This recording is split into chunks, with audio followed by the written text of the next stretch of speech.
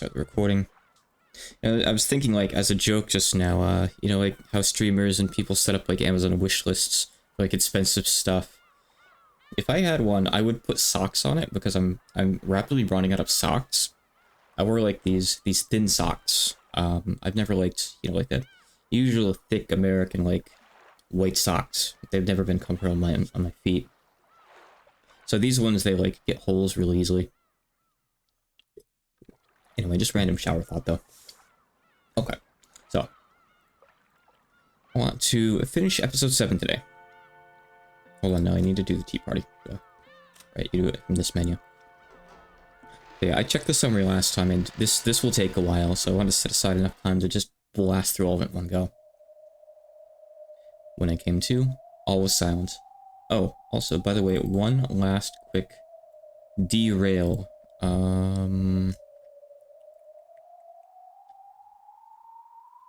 For anyone who doesn't know, Hina-chan Sticker Survival is now out in English.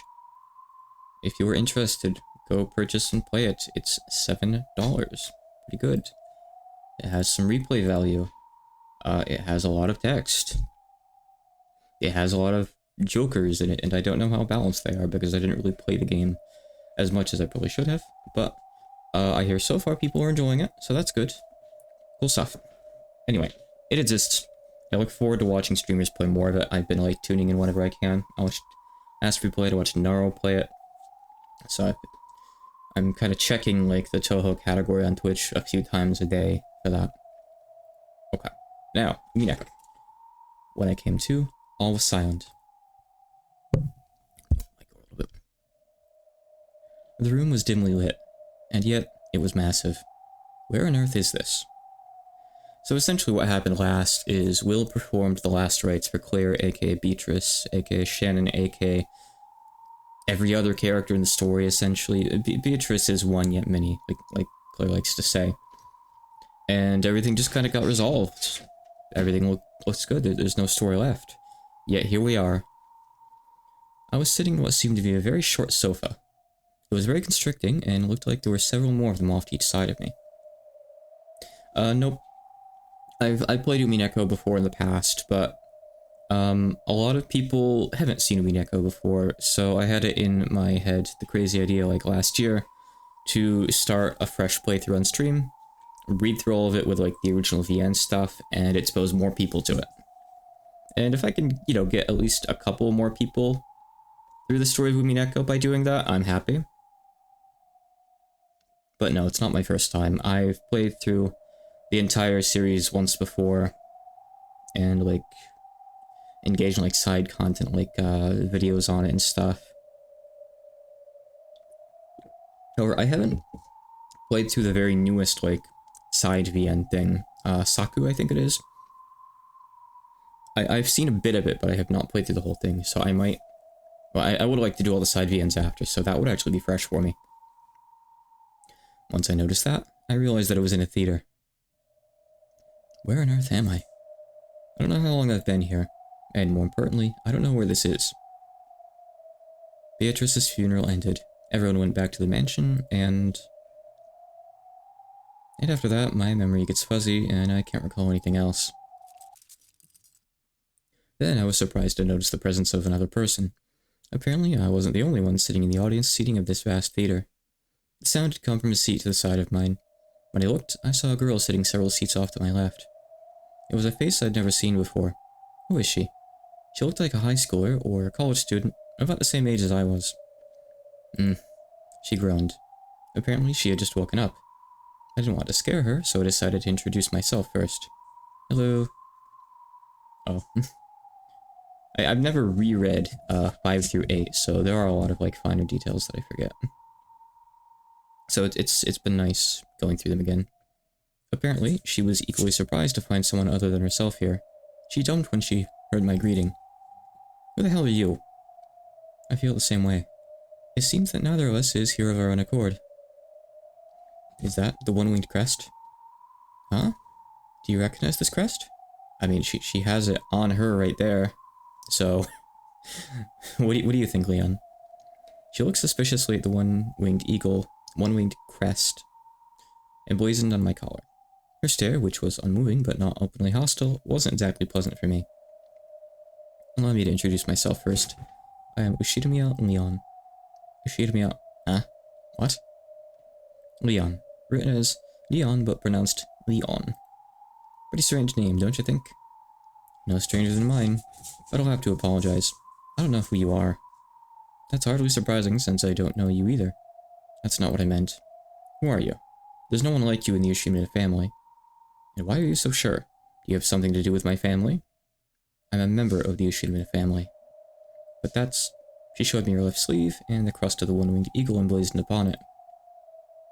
I regret having to ask the same question, but who are you? I've never seen you in the Ushimina family. First they tear me into little bits, then they make me read. What's next? Oh no, she had to read. Which witch am I supposed to be entertaining this time? Leon S. Ushidamiya. I guess we never... Well, I don't think they really do middle names in Japan, actually. I've never heard of that being a thing, actually. But, you know, considering how much of a Western Kinzo is, I wouldn't be surprised if he were to give everyone middle names. But that's never touched upon. Kind of interesting thing. She spat out those words and seemed to be complaining about something. Angie. I'm Ushidamiya Angie. Rudolph and Kirie's daughter. What? Angie-chan? But you're supposed to be 6 years old. Hold my cats. Guys, don't misbehave, please. Any cats. I was 6 during the year of the final family conference on Rakenjima. Now I get it. So you're a person for the year 1986. I'm 18 years old. And I'm from the year 1998. In other words, you're the Angie-chan of 12 years in the future? I'm glad you believe it. But unfortunately, I don't have a clue who you are. No, that's more of an older thing. It's how names were, like, denoted back then to kind of, like, say, like, oh, you're, like, Moko of the Fujiwara clan, the Fujiwara family. Because no just means, like, of, in that case, essentially. So, it's not like you'd see, you know, Fujiwara wa Moko or something. It would always just be no. It's like an old-time thing. Which is why you also see, like, he had a no Akyu. You don't see any variance on that, essentially. Who are your parents? My father's Kraus. Natsuhi's my mother. That would make you Jessica Onei-chan. Jessica's my little sister. What's going on? Wasn't Jessica Onei-chan an only child? By this point, I was starting to figure out the situation this Angie had come from. She's probably from the world where I awakened as a witch, the world where Leon doesn't exist. Okay, so Leon remembers the stuff that happened with Will. Good. It will be a bit difficult to explain, but think of it this way. In a world slightly different from the one you know, I'm also a member of the Ushidamiya family. In your world, a different fate leads me to walk a different path through life, so that I do not live as an Ushidamiya family member. Are you a witch? Sorry to disappoint you, but I'm just an ordinary human. What I just told you is something I heard from the witch called Bernkastel-san. Bernkastel? That one with the long blue hair and the gloomy face? Yes, that probably fits her, I think. Okay, hold on. I still have MatPat loaded up. I've summoned MatPat-san. Ushidamiya MatPat. In other words, I've been forced to play along with another witch's farce. Just where is this place? I only woke up a second ago myself. I'm wondering the same thing. It looks like a theater. Are we supposed to watch a play or something? I'm really not in the mood now. Let's look for an exit. You haven't noticed yet? Yes, I'll put Rika back. It's usually someone else who summons the Rika. They're consistently here to summon her every single time. But they've yet to show up today.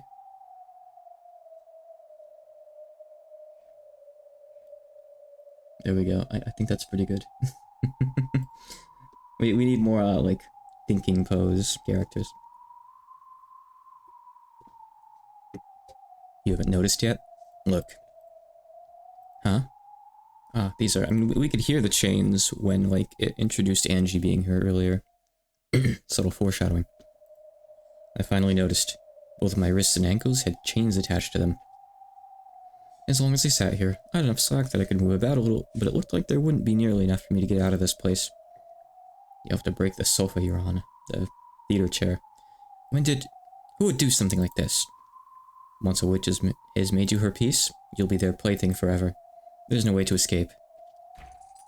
Angie crossed her legs, making the chains clank together. She realized that no amount of struggling could have broken those chains. Getting panicky wouldn't accomplish anything. Well, that's generous that they give you, like, enough room to, like, cross your legs and, like, change how you're sitting. That's nice, that's nice. It's not so bad. She must have had nerves of steel. At least you can watch the play comfortably. What do you mean, a witch's piece? It's like being their slave. I made a deal, once. I said I wanted to see my family, to bring them back from that day.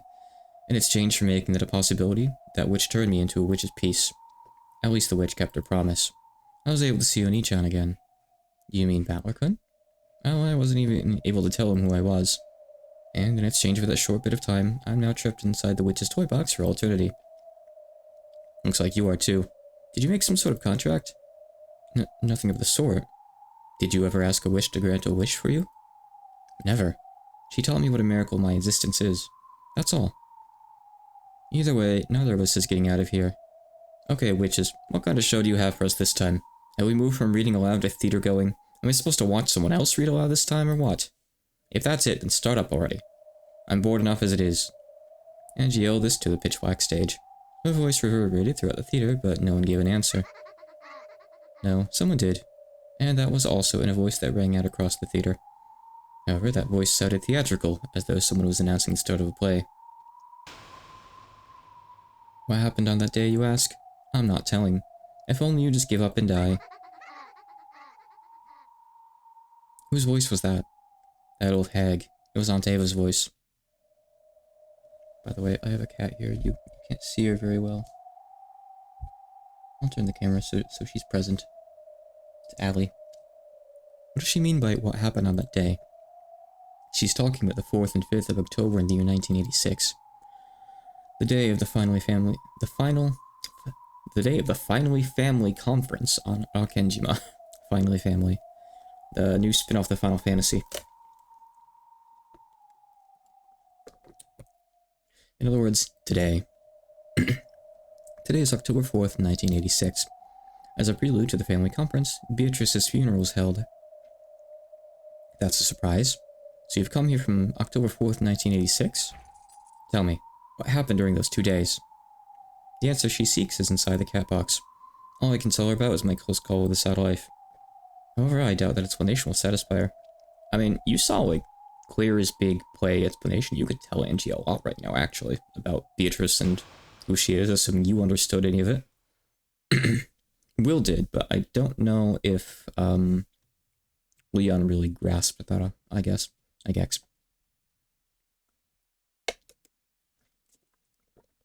I still can't believe that Final Fantasy has an official piece of media called Daddy of Light. They get up to some weird stuff, I guess. Then, a pillar of bright light pierced the stage. She's back. Encore. There stood a white shadow. That white dress was obviously Claire's. Of course, Angie didn't recognize her.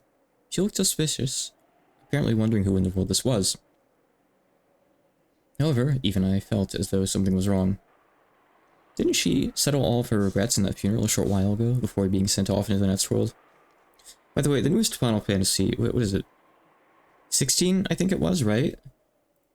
I haven't played it, but I also haven't heard anyone talking about it. Like, it just kind of dropped. Yeah, 16. Like, I assume it performed well, but why don't I hear anyone talk about it? Like, 15 was all over the place when it came out, like, you know, the one with the guys in the car. I played it for a little while. It was neat. Let's no one talk about 16, is it just... So, yeah, it was a while ago now, but it's still the newest Final Fantasy mainline game. I'm not counting, like, 7 remake and stuff, that you know what I mean. The newest main number game. It just kind of came and went, like, really quietly. Which is unlike Final Fantasy, because, like, 15 had, like, all this side stuff, they like updated it. Wasn't there like a movie, a novel or something? I don't know. I don't really keep up with this stuff, but it's weird. I haven't heard much about 16. Strange. She stood all alone in the narrow beam of light in the center of the stage, and the expression on her face was lifeless. The light began to grow brighter and brighter. It shone more and more fiercely on her, until it became blinding just to look at her. Realistic lighting effects. Thank you, Ryukishi7. Umineko. Cranial nerve exam. Follow the light ASMR.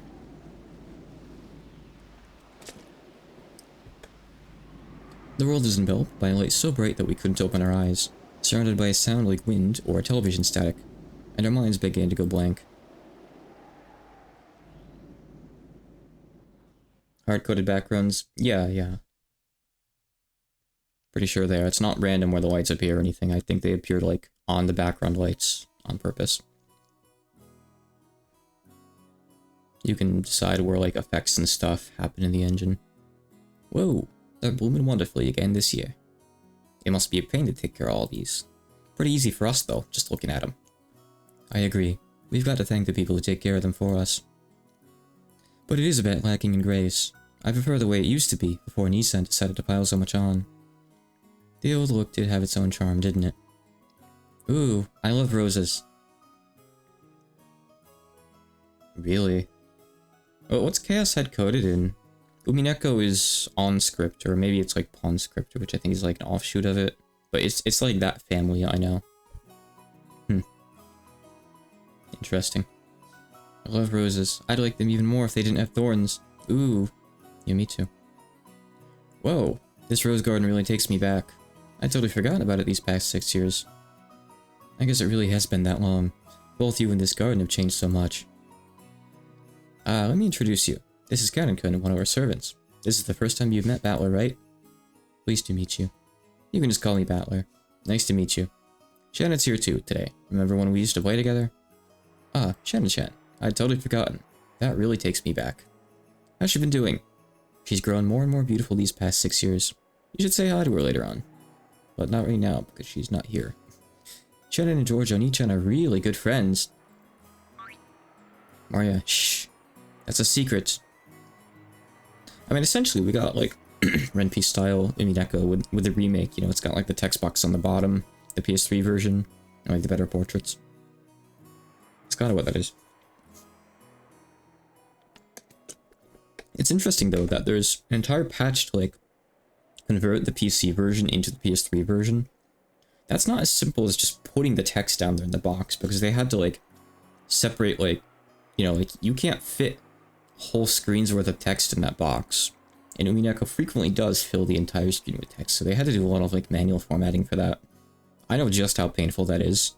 Like, as a translator, it's really, really tedious, trust me. So that was a lot of work that they did. If you would, everyone, allow me to guide you to the guest house. After enjoying the lovely welcome provided by the roses, the relatives followed Goda in the direction of the guest house. Now, I could have chosen to stream the PS3 version initially. Part of why I didn't is because I would rather read it. I feel like if it's voiced on its own, like, I'm just going to be quiet listening to it half the time, and what's the point of streaming it then? Do I have a PS3? Yeah. Do I still have a...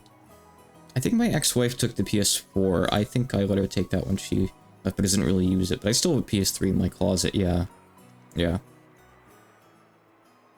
Never used it all that much. Jeez, I don't know. PS3 is a long time back. I guess I used it for a while. I've always been more of a Nintendo guy, personally. As far as Xbox goes, the newest I ever got there was a 360. I never bothered getting even past that. October 4th, 1986. Rakenjima, and a world without Leon. On the day of the Yoshino family conference.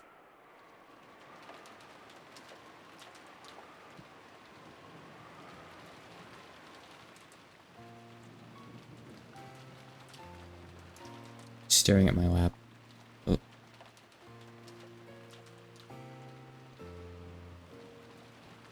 She's there now.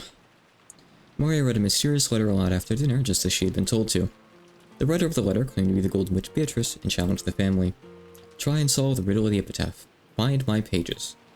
Otherwise, I will take everything. It was Beatrice's announcement of the game's start, the same as the usual games. Had an unknown person appeared related to the problem of the inheritance's distribution? Where was the 20 billion yen worth of gold hidden? What was the purpose of this letter? For what goal had it been written? Who on earth is this Beatrice? It was the usual dinner on October 4th, where several bits of suspicion and paranoia intertwined. George couldn't. I'm sorry, but could you go to the guest house with the others? My apologies. Shannon, take the children to the guest house. We will move straight on to the family conference. Yes, as you wish. Beatrice the Golden Witch. What a fascinating letter you've sent us. She's telling us to solve the epitaph? Ridiculous. That gold belongs to us. Why would we ever give it up to some outsider? If we could just find that gold, we'd all be happy. No one would have to lose anything. Let's go, everyone. They'll be having an adult conversation from here on out. Sheesh. Sounds like it's gonna get complicated. Come on, Maria. Let's go. The Aethos ceremony has begun. Hehehe. Okay, everyone. I shall guide you to the guest house. I'm not really giving her space to lay down because the keyboard tray is so close. Poor Allie. What's all this about? Probably a replay of one of the old games, or else an entirely new game. In all the games, October 4th happens in pretty much the same way. A new game? You mean a tale that hasn't appeared in any of the fragments so far? There's no way they'd go to the trouble of chaining us down if they just wanted to show us a game we already know. It's probably a new game. That means there should be a game master. Who is it? That witch? Brinkestell? I can't imagine so. Claire should have vanished already. There should be no need to spin up a new tale. Beato's game board was hijacked by those evil witches long ago. Even Beato is nothing more than a piece in their games. Just who's behind this, and what are they after? What do they want to show us? Before this tale began, Claire definitely appeared on the stage. She's the teller of the tale of Beatrice's game. Beatrice, the me from a world of a different fate. However, didn't she entrust everything to Will, who solved all the riddles?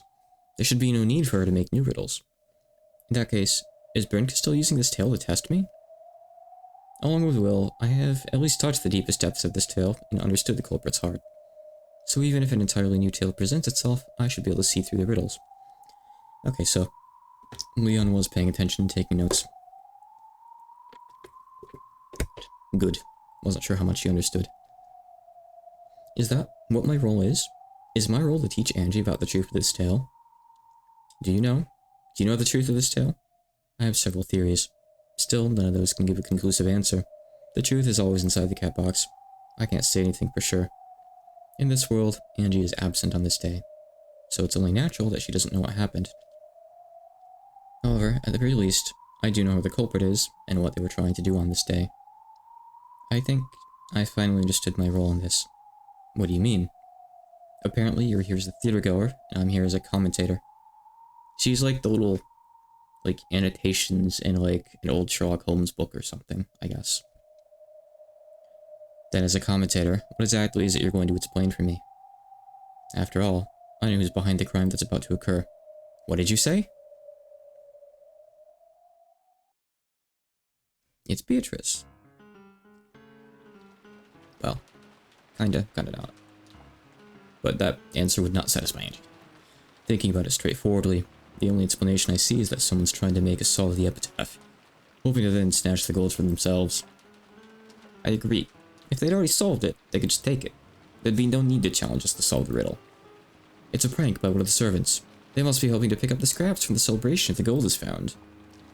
I cannot imagine that any of our servants would do such a thing. Or maybe one of us sent the letter, pretending to be a servant.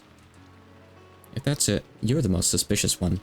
You schooled Marich out on her part and made her read the letter, didn't you? I wouldn't do that. Give that a rest, Ava. We can't jump to conclusions. Isn't this the time for all of us to stick together? That's right. The aim of this strange letter is probably to disrupt our unity. If you can tell, I'm guessing who reads half these lines when they're not on the screen. I don't know. Maybe if it were in Japanese I could tell from the way they're speaking, but there's always so much that they can really do in English. The more we let it affect us, the more things will go the way of this Beatrice who sent it. Kiria sounds right. Oh, that was Kiria talking? She hasn't even been shown yet. Wouldn't it be best to simply ignore a letter like that from the start? That is what I've been saying this whole time. This sort of prank is not worth considering. Yes, that's it exactly. If a couple improbable claims for damages... Now it's Hideyoshi. If a couple improbable claims for damages get you flustered, you'll never be able to sell anything. My husband's right. This is a child's prank, and taking it seriously is just a waste of time. If someone really wanted to shake up the inheritance issue, they'd come forward boldly instead of using something this roundabout. You've got it right there. Someone probably wants to make us think there's another person trying to make demands about the inheritance, when the real goal is just to pick up the scraps. I wonder if they'll ask for some hush money in exchange for staying out of the inheritance issue. If that were the case, they should have written it into the letter. And the letter is just a challenge, telling us to try solving the epitaph, or else hand over everything. The culprit is trying to make us solve the epitaph's riddle. Nothing more, nothing less. So it's simple. If we worry about this letter, we lose. Indeed, I agree. After that big mysterious show, like something out of a mystery novel, we've all gotten a bit too wrapped up in this. It seems we're all taking this too seriously. But who did it? Such an aggravating thing to do. If it wasn't a servant, then one of us must have written it. I'm not naming names, of course. Stop it. I really know nothing about this. Settle down. Anyway, what this letter says does make a bit of sense. All of us need money. Right now. And if possible, we need it right away. Oh, he referenced the line. No one here has any objections to that, right? Of course not. Whether it's money or love, you can never have too much. We don't know when Father's inheritance will come to us. However, the goal of the epitaph is different. If we find it, we could just split it then and there. In a sense, it's even closer to us now than the inheritance is. Assuming we can solve the epitaph. Everyone here has tried solving it on their own, yes? Cutie asked the room at large, and everyone wordlessly nodded back. Here we have 4 people who have inherited the board of the one who made that riddle, and each has tried solving it on their own. That doesn't sound very efficient, does it? True. We've all been greedy and tried to go it alone. However, we've already reached a decision about how we'll split the gold up, if it's found, and about acknowledging Anarchy as the successor. Though you demanded quite a lot in exchange. I wonder if we can solve that epitaph, if we pool our efforts and work together. 2 heads are better than 1, and here we have 7. Today, we reached a general agreement about the inheritance problem. Why not take a shot at the epitaph for a bit of fun on the side? Nice idea. Let's give it a try and call it a break. Ridiculous. Of course there's no hidden gold. Natsuhi canonically knows that there's gold, because Krause has shown her that one bar before. Take it easy. Just think of it as a game. Let's have Goto-san bring us something cool to drink. Then he can be number 8 in the big debate. We can take a break and all play with riddles as a big happy bunch of siblings for once. Well, the night is long. It would at least be more productive than pointless inquiries into Father's health. I'll ring up Goto-san. He can bring us something.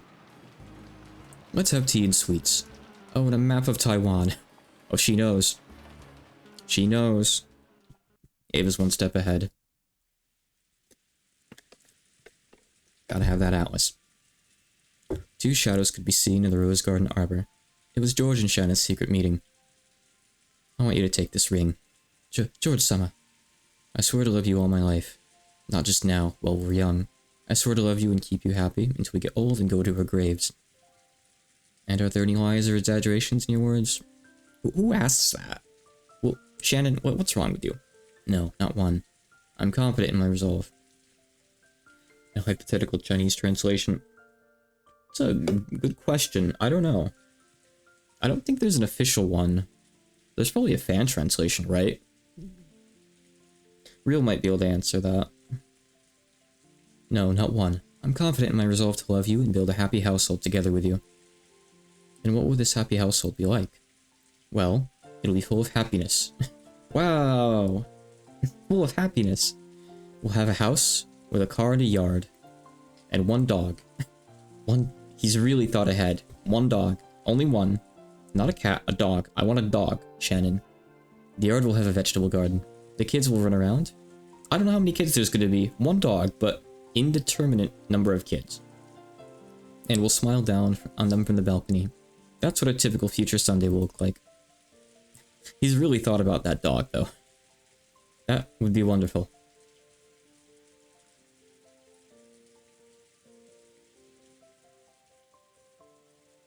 What? Those two are going out? Shh. Why are you so damn loud? Mario, wake up. I see, so that's how it is. Now that you mention it, they seem to have a pretty good mood going on there. That's right, we're about the age where you fall in love.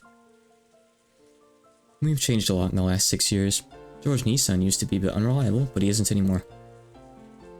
That's what I thought. George Anaki's got that air of dignity thing going. But still, Shen and George Anaki. That's a bit unexpected. They played together often enough 6 years ago, but I didn't think they were that close. Well, 6 years is a long time. These 6 years have been huge for all of us. Yep. A lot's happened to me these 6 years, and to be honest, I've forgotten almost everything about Rokkenjima. And I'd forgotten almost everything about you too. Now that really hurts, see. Talking together like this, it felt as though we'd been teleported 6 years into the past. 6 long years, so long that I forgot almost everything. Yet it's coming back to me, bit by bit. Shen, 6 years ago, you were part of a group, and we played together a lot, didn't we? Back then, I think I might have liked Shen. That was the age when we were all overly self-conscious, in love with love. Bittersweet memories of jokes involving melodramatic, flippant words. That takes me back. I think I remember saying all kinds of stuff that I'd be way too embarrassed to say now. Yeah, just remembering it is making my face go red.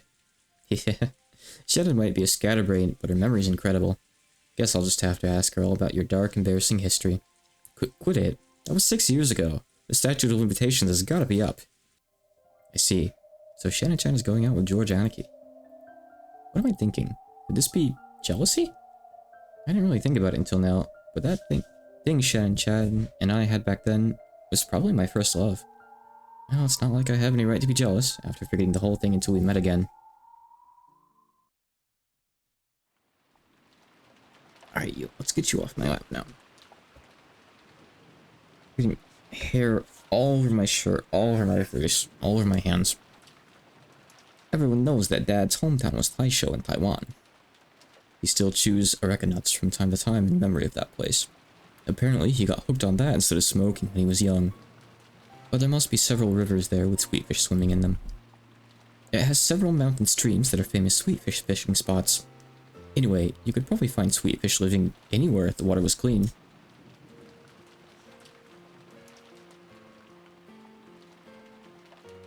Okay. We're completely stuck. Maybe it was just some nearby creek Father played in as a kid. He said sweetfish, but maybe we're looking for something more like carp. Or it could be some kind of metaphor. The river isn't necessarily a river with water flowing through it. What do you mean by that? Maybe it was Kyrie. I'm just guessing. I should really just use a generic voice instead of Rudolph, what I guess. Odds are it's not Rudolph. I'm gonna make Kyrie sound like a New Yorker. Well now, who knows? Kyrie has a point there. Isn't it a bit too early to be sure that Taiwan is this homeland, or that this Sweetfish River is a river with water flowing down it? If we look at it that way, we're just stuck again. The more you think about this riddle, the harder it gets. That's it. This is just a riddle. Kyrie-san is right. We need to be flexible in our thinking. If we're looking for a river near Taisho, that would have to be the Danshui River. Are you even listening? We just said that it might not be the kind of river with water flowing down it. Is there any proof that this river is a Sweetfish River? Ow. I'm really just gonna shit on Rosa. You're right. I'm sorry. Well, it probably did have sweetfish in it. After all, Danshui does mean freshwater. Makes sense that a freshwater fish like sweetfish would be swimming in it. Sweetfish are freshwater fish, so a Sweetfish River would be a freshwater river. Is that how we get Danshui River? Haha, quite the word game. Now that's an interesting theory. Let's advance our reasoning a bit further. As you travel down the river, you will see a village. What's the name of the town at the mouth of Danshui River? It says Danshui here. I went sightseeing in Danshui. It was a calm and gentle harbor town. Beautiful sunsets. I think we already went over all this before, didn't we? Didn't we see the epitaph getting solved earlier in episode 7? Or did they only get halfway through? I've kind of forgotten. That's what I get for spacing out my streams so much. Did you find the shore that you will tell you of? Not really. It doesn't ring any bells. I guess the beloved hometown wasn't in Taiwan. It might have been Odawara after all. If we can't discount any possibilities, then we won't get anywhere. We can't even get past the first line of the epitaph. Quiet, you're distracting me. It has to be Taiwan. Father wouldn't describe any other place as being loved. That is one thing we can agree upon. To this very day, Taiwan is the homeland of Father's heart. Yeah, it's to the point where it's probably good. I'm gonna hit like my 1-year anniversary of Umineko streams, I think, before I finish it. In fact, when did I start streaming Umineko? When did I begin? I'm gonna go check. I'm curious now, actually, now that you mention it. Umineko episode 1, I'm checking my VOD thing. 1 year ago, it says. Let me check like the actual dates. YouTube. January 22nd. Oh, it's already been over here. It's been a year and a half. Whoops. Whoops. Okay. Alright. It's gonna take me almost 2 years to finish Umineko. My bad. I could get through it, like, within next month if I tried. We'll see. Got a lot of projects going on, too. It's probably best if we don't spend too much time in the first line. I'm going to take a look at the others. Just a quick peek starting at the first Twilight. Of course, when I say finish it next month, I mean finish episode 8, because there's still like 3 side novels to do that I want to do as well. I've never fully read them. Me too. I'll leave the Sweetfish River to you, Aniki, and have a go at the second half. On the first Twilight, offer the 6 chosen by the key as sacrifices. How mysterious.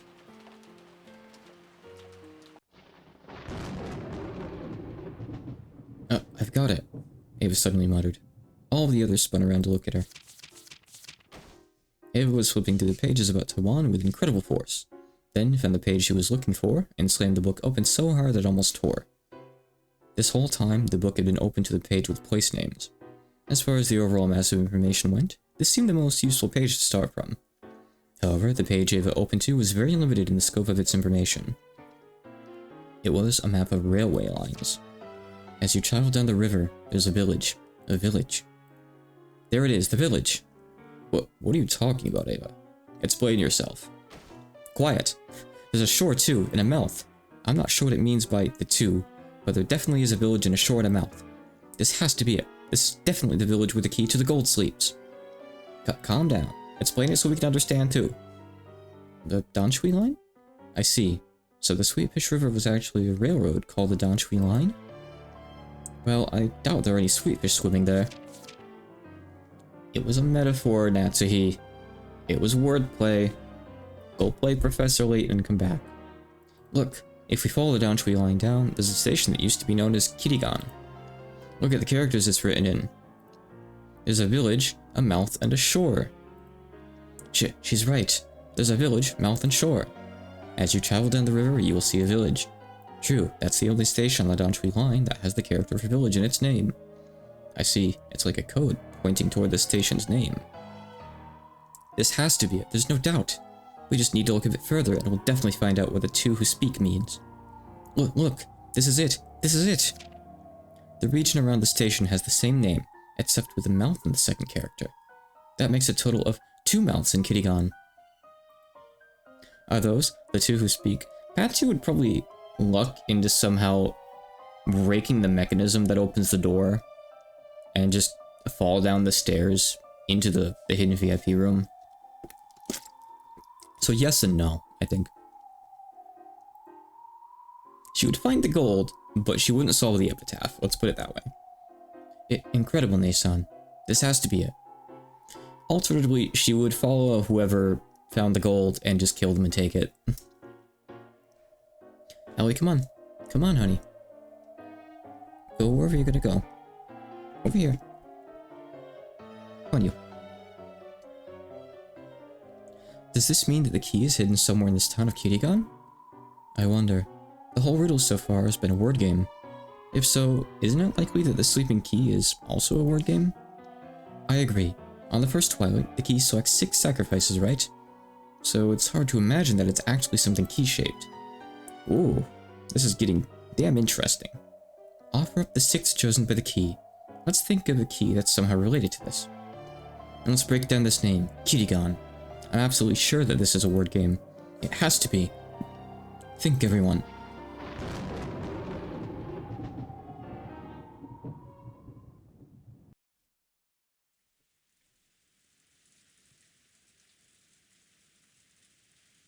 That's interesting. Though this rain would get me down if I were alone, it feels nice and cool when you're by my side. It's about time for us to head back. I'm keeping Ken-kun waiting. You're right. And I've probably kept Jessica-chan and Battler-kun waiting. It brings back good memories. Remember when the four of us used to play together? It was a lot of fun back then, too. To me, it's a lot more fun now, because I get you all to myself. Oh, George-sama. They laughed at George's melodramatic line. However, George's laugh seemed just slightly forced. George-sama? Oh, I'm sorry. Well, I guess I still have a bit of an inferiority complex when it comes to Battler-kun. An inferiority complex? Like, Uncle Rudolph, he's lively, interesting, and just full of energy. He's much more attractive than I am. I can tell how much he outshines me when we're together. That's not true. You're very accomplished and attractive. You aren't worse than Battler-sama in any way. Really? Yes, really. The truth is, when I first heard that Battler-kun would be coming back this year, I wasn't happy about it. Why not? 6 years ago, Battler-kun was the one who was really close to you. I wanted to get closer to you, but I just couldn't manage to get between the two of you. You two just looked so good together that I could do nothing but watch on longingly. Is that how it was? Wasn't it just Battler-sama making fun of me one-sidedly? Of course you looked incredibly good together. There's no doubt about that. I was sure that you two were going out. That never happened. You're overthinking it. I really am pathetic. I was afraid that when I handed you this ring today, you'd refuse. Why's that? Why should I refuse your ring, George-san? She used san that time. Because Battler-kun came back. I was afraid that you might like Battler-kun even now. And that, now that he's here, you wouldn't have any use for me. You really thought like nothing of her. And George-san? Please, look at this. You see this silver go into my ring finger? What do you think that is?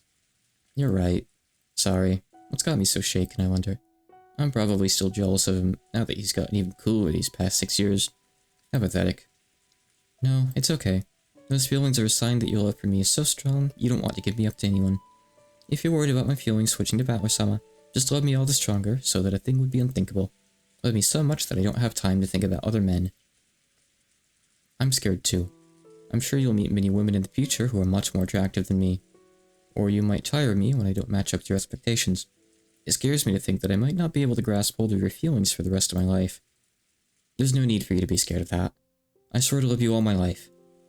But even though I swore the same thing, you'd have trouble believing it just because Battler-sama came back. As Shannon giggled, George finally realized that his own lack of confidence had hurt her. I've fallen for a wonderful man named Ushitomiya George-san, and this is a man who has sworn to love me all his life, and who has given me a ring as a sign of this oath. With this ring here on my ring finger, I can give an honest confession.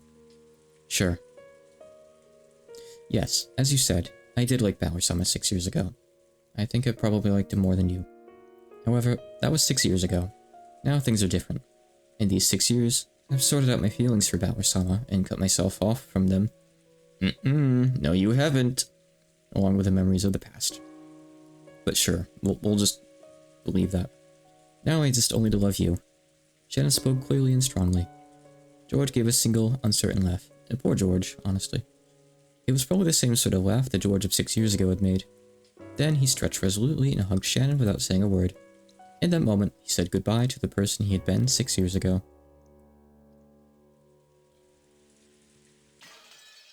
Oh, okay. You never know when he's going to do that scene transition. Always a surprise.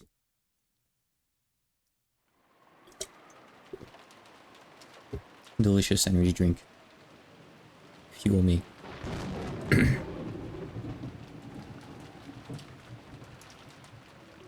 I've got the ladder. Here we go. Hey, they figured it out. Quadrillion. This is the only place you'll find that number written on this island. 1/10 of 1 quadrillion. How suspicious. If our idea is right, there should be some sort of device embedded in that relief. We just need to check. Who's going up? I'll go. Hold that ladder down, okay? Be careful. It's fairly high up. Rudolph climbed up the propped-up ladder, step by step as the rain poured down on him. Look at the cube. See anything? Some sort of device? That is a bit shaky. Oh boy. What is it? Did something happen? Bingo. Take a look at this. Rudolph tossed the cue down. It hit Kraus on the shoulder and landed in a puddle. This is the key. What does it mean? We don't know what actually happened on October 4th. We're seeing a bunch of different fragments. We don't really know what really happened, you know? We see a bunch of possibilities. What does it mean? Rudolph-kun, don't tell me you can take out the other letters too. Yeah, looks like it.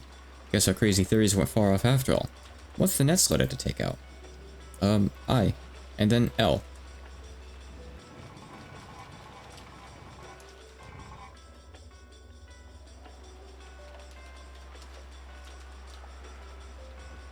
Logically, though, the murder should stop if everyone finds the gold. But, well, there is still one thing that hasn't been revealed quite yet. About all that. I think it's going to be revealed here in episode 7. Following her instructions, Rudolph removed the 6 letters of the first Twilight. Now that they had gotten this far, nothing stood in the way of them solving the riddle. Kinzo's TNT cannon. Yes, his TNT cannon. I like that way of explaining it. By trial and error, they finally reached the final stage. They finally... You could have written that a little bit better. You don't need to use final twice like that. Yes, they've solved Kinzo's redstone contraption. Just like Shannon did.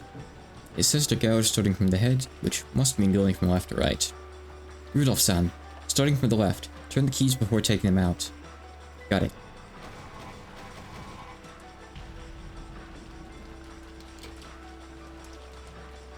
Got it. Now we've massacred all the letters. We reached the 9th Twilight and none are left alive. So, did something happen? It felt like something clicked, but nothing changed. Did a hidden door open up somewhere? Hey, look at that. It moved, I'm sure it did. Everyone look. The lion statue's facing the other way. What's going on? Is there some secret inside the lion statue? That's not it. It's probably telling us to look where the lion's pointing. See? Look that way. That lion's facing a different way too. What does it mean? It's guiding us, stupid. We have to go in the direction of the lion's face. And poor Rosa. No, not really poor Rosa, because she's taken out all the abuse she's received on her daughter. Not poor Rosa. Don't think poor Rosa for a second. We've been over this. Ava dashed forward. The others all chased after her. The gold was right in front of them. Everyone's a tragic character in Umineko, in their own way.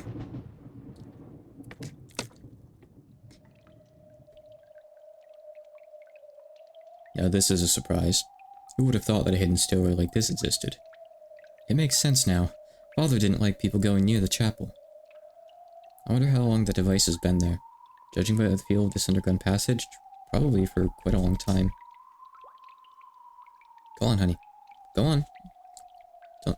Okay. I imagine it was built at nearly the same time as the mansion itself. Yeah... I don't...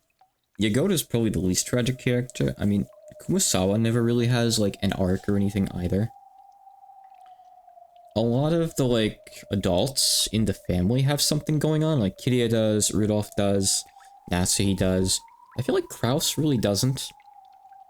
Hideyoshi's, like, biggest thing is, like, his love for his wife and watching her kind of, like, go south in episode 3. So I guess Hideyoshi doesn't really have much either. There are a couple exceptions, but generally, like, Umineko does a good job at giving most characters a spotlight for a while. Almost everyone, like, gets a cool scene. Almost everyone. Well, this is Dad we're talking about. I try not to let the things he does surprise me, but this... Just how far does the stairway go? Hey, maybe that old rumor was true. You know, the story about him having a mistress in a hidden mansion somewhere in the forest? I see. It's likely that this underground passage goes all the way there. I wonder if it connects to the mansion from that day. I think we found the goal. Look at that filthy door. Something's written on it. I guess maybe in this fragment we're seeing, Rosa hasn't told everyone, but she did still say that out loud. So I don't know. Whew. Bingo. Something was written on the door in red paint. On the 10th twilight, at journey's end, you shall attain to the power of the Golden Land's treasures once and for the last time. Does it open? It does. Ready? I'm going to open it. So we finally reach the gold. We can only hope that such a sweet deal is really true. Let's open it, Nasan. Right. I'm opening it.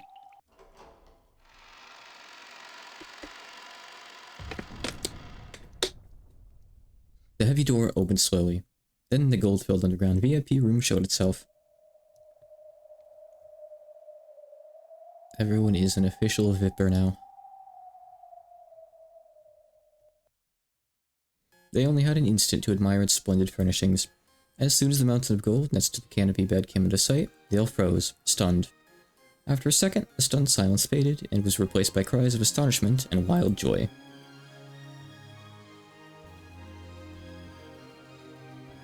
Incredible! I can't believe it. It's 20 billion yen in gold. It really does exist. What a shining mountain. Almost blinds the eyes. Wow, we did it. We did it. We win this game. Dude, you mustn't touch it without permission. Permission from who? This is Father's gold. He's dead. Tell them already. Oh, really? Then why don't you call Father down here now? Right away. The time for your farce is over and done with. You tell her. You tell her, Ava. Natsune-san. Let's put an end to the obvious lies, shall we? We have a real mountain of gold right here. Shouldn't we all be honest with each other? Fortunately, we're all in a good mood and feeling very gracious now. Just give it up already. A pile of gold in this massive carries magical power within it. That power draws out the most honest feelings within people. The light from the chandelier glinted off the golden mountain, lighting them up with its golden sparkle. It was as though the sparkle controlled everyone present. For some time, they forgot their age, and howled and laughed, running about and rolling around like a bunch of said kindergartners at a park. Garden of Umineko.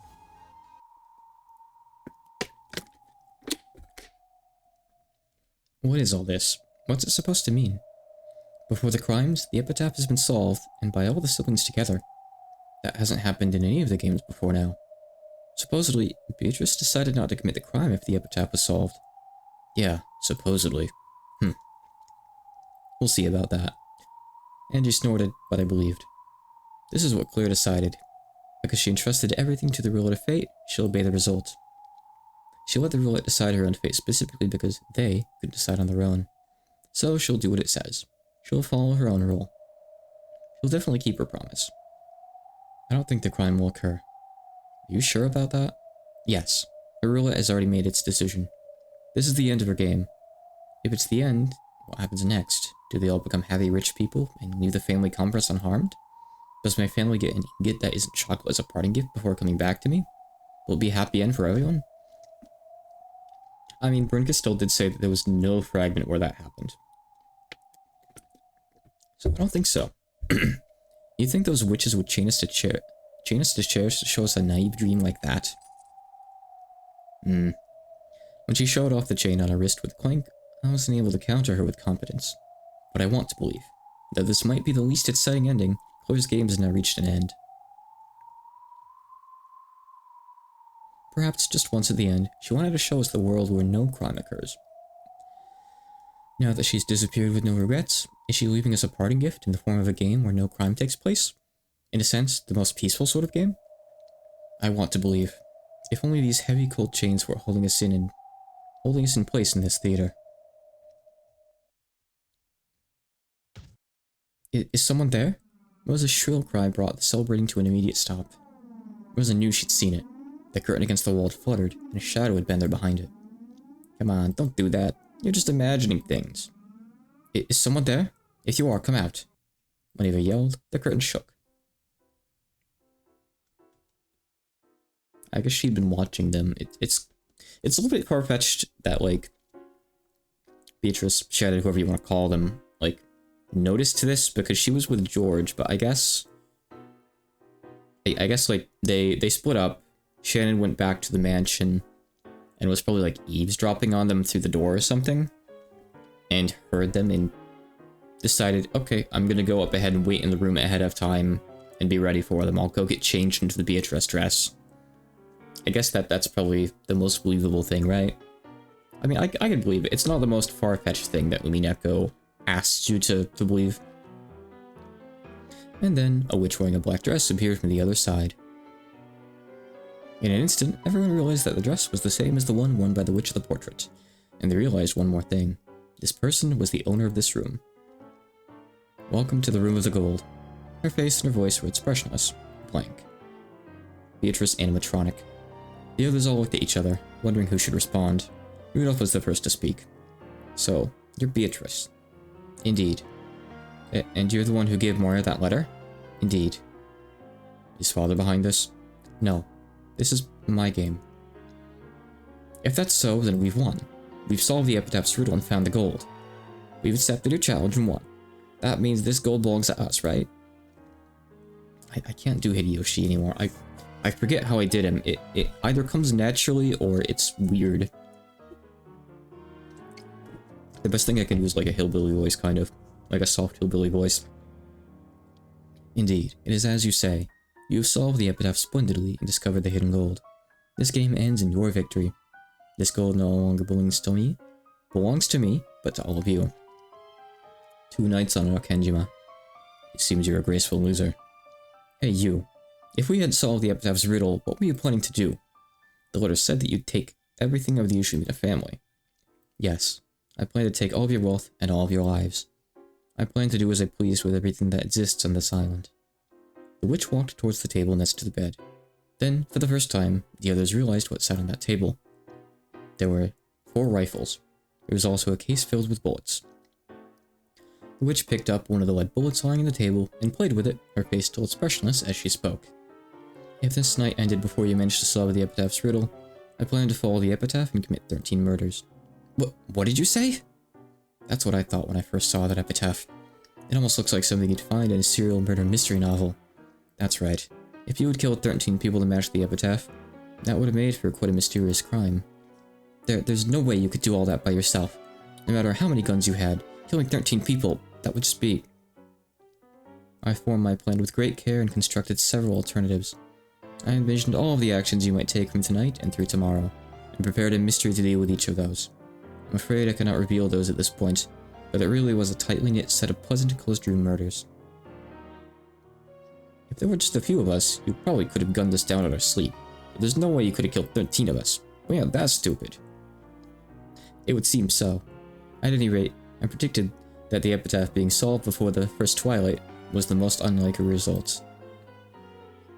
It would seem that us reaching this place was a miscalculation on your part. No, even this was one of the results of the rule I wish to create. This is probably the best outcome for all of you. No one will die, and you can leave this island with the gold. Congratulations. This game ends with a perfect victory for you all. If no one could solve the riddle, she planned to take a gun and commit a serial murder. Everyone gulped as they watched the witch emotionlessly make her confession. If this confession of yours is the truth, that means you were trying to kill us. Yes, that is true. The hell? How can you just say it like that?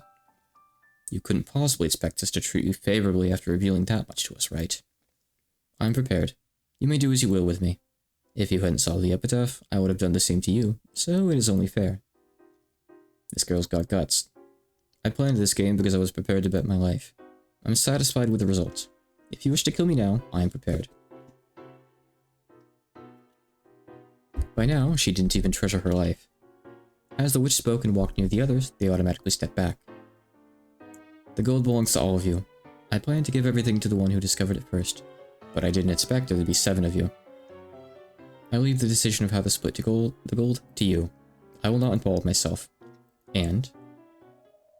The witch walked even closer. The group parted, and she walked up to the antique clock behind them. Oh, here it comes. The clock was large and had a dignified feel to it. The witch patted it and spoke. Allow me to explain the device within this clock. For you have gained not just the gold, but the entirety of this island. What do you mean by that? If you read it like a murder case up until the 8th twilight, then only 13 people are killed. But by the 9th twilight, He clearly says that none are left alive. What does that mean? That she was planning to massacre all of us? Don't tell me, that clock. As you have guessed, it is linked to a set of explosives. Are you the one who set that up? Or was that Ushidamiya Kinzo? Kinzo is the one who set up the device. It's the source of his mad magical power. I don't have a clue what you're talking about. In other words, Dad set up this bomb, and if he ever went broke and was ready to wipe out everything, including himself, and die? On this island, Ushidamiya Kinzo made a contract with the Golden Witch and obtained the gold. However, that was not all he gained. But what are you talking about? Wait, don't tell me. There is that rumor about the remains of an old Japanese military base existing on Arkanjima. Could it be? Your guess is correct. Beneath this island sleeps the remains of an underground Japanese military base from the time of the war, along with 900 tons of explosives. 900 tons? That's unbelievable. If that exploded, the result would be unimaginable. Forget just the mansion blowing up, it'll leave a massive crater. I believe an expert's estimate put it at a hole several dozen meters deep and a kilometer across. There wouldn't even be a trace left. Those explosives can be ignited by a special device, one connected to the activation switch I just flipped. The witch toyed with a switch on the top part of the intake clock. If midnight arrives and the switch is in this position, the bombs will explode. It's almost midnight now. In other words, it won't explode X hours after you flip it. It's a time limit bomb that only explodes at midnight. Indeed, it is almost midnight now. If such an explosion is what you desire, you need only leave it like this. Who would want that? Turn it off! By this time, Kinzo was probably the only one who knew. The secret base in Arkanjima had started out as a submarine base. However, when that plan reached a standstill, it was redefined as a top-secret base for Homeland Defense. A huge plan had been drawn up to have the Army and Navy perform a pincer attack on American forces, yet the latter decided to land on Fujikuri Beach and press towards Tokyo. As a trump card for this massive defensive maneuver, the Navy started stockpiling large quantities of explosives and fuel in absolute secrecy. I need chapstick. I gotta keep my lips moist.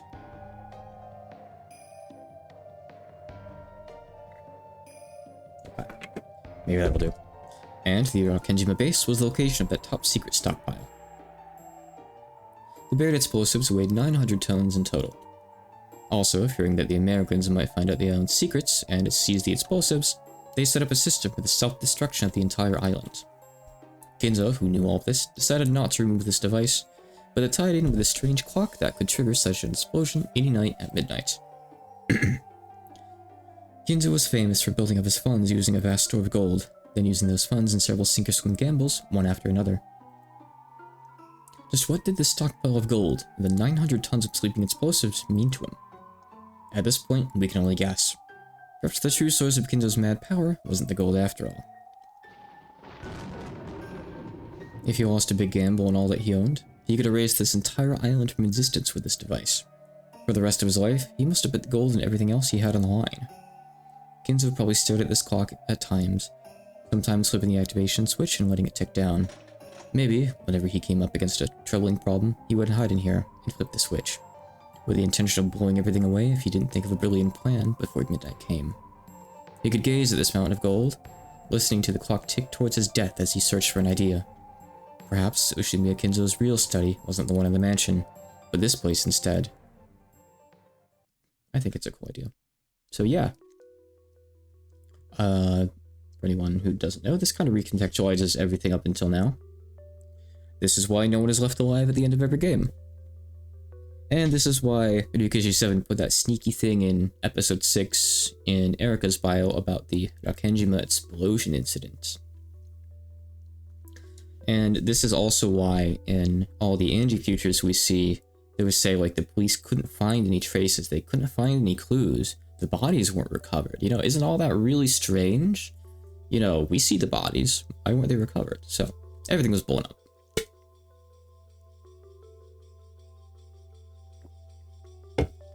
Yukishi 7 kind of has a history with this kind of plot twist. I'm not going to spoil Higurashi for anyone who doesn't know. But let's just say if you know, you know. I promise Higurashi doesn't have 900 tons of explosives. it's different, but kind of the same. I wonder if he's gonna pull the same thing in Sakonia if he ever finishes it. That sort of switch sounds just like Dad. Yeah, it has 800 tons. Yeah, you know, Umineko. Yeah, it's just Higurashi, but everything's bigger, everything's more. We have 100 more tons of explosives. It's like the toilet paper packaging that says like 300% more paper, 200% more thickness, 100 more tons of explosives. So maybe each time Dad worried about something, all of us kids were put on the line as well. As his father, so it wouldn't be unthinkable. I wouldn't put it past Dad to jump out a third-story window. I wouldn't put it past Dad to hook up a grandfather clock to 900 tons of explosives and flip it on and off at random until he solved today's crossword puzzle. I wouldn't put it past Grandpa. It's always that. This device now belongs to all of you. If you desire a massive explosion, use it whenever you please. Are you crazy? Who would want a big explosion? These explosives are half a century old, right? Would they really go off? Yes, of course. The explosives and the fuses are still working. I tested them myself. You tested them? You mean that? I see. Now I finally understand. So that's why the shrine disappeared without a trace. That summer, the shrine had disappeared completely, along with the reef under it. Though people found it odd that the waves could have wiped it out so completely, no one paid it much mind. And now, this place fits perfectly into the hole that caused that strange feeling. Indeed, I used that shrine to test whether the explosives were still working after half a century. I believe you are all aware of the results.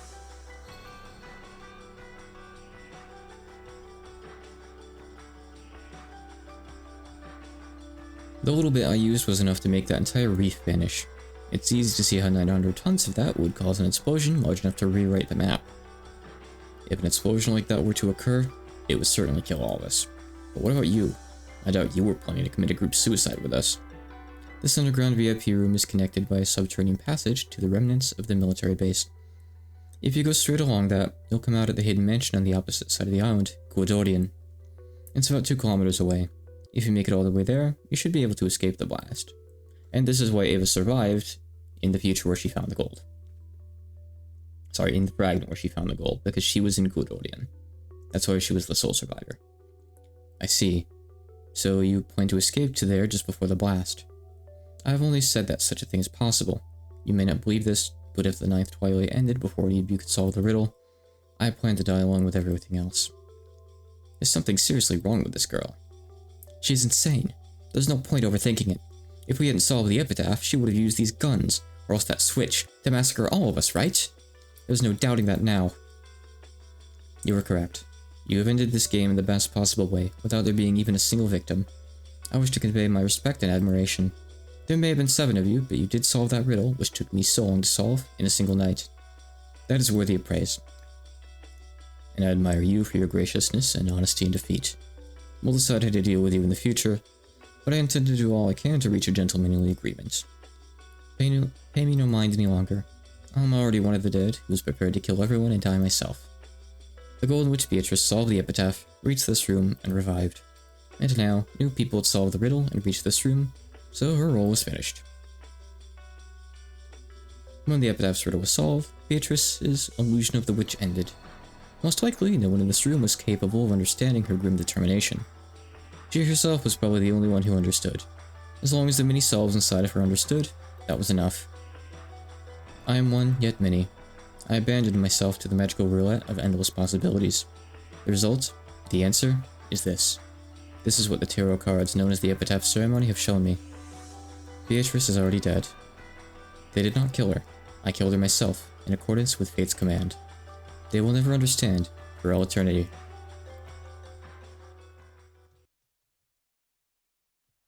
The witch stared up at the ceiling without speaking for a while, then looked as though she suddenly remembered something.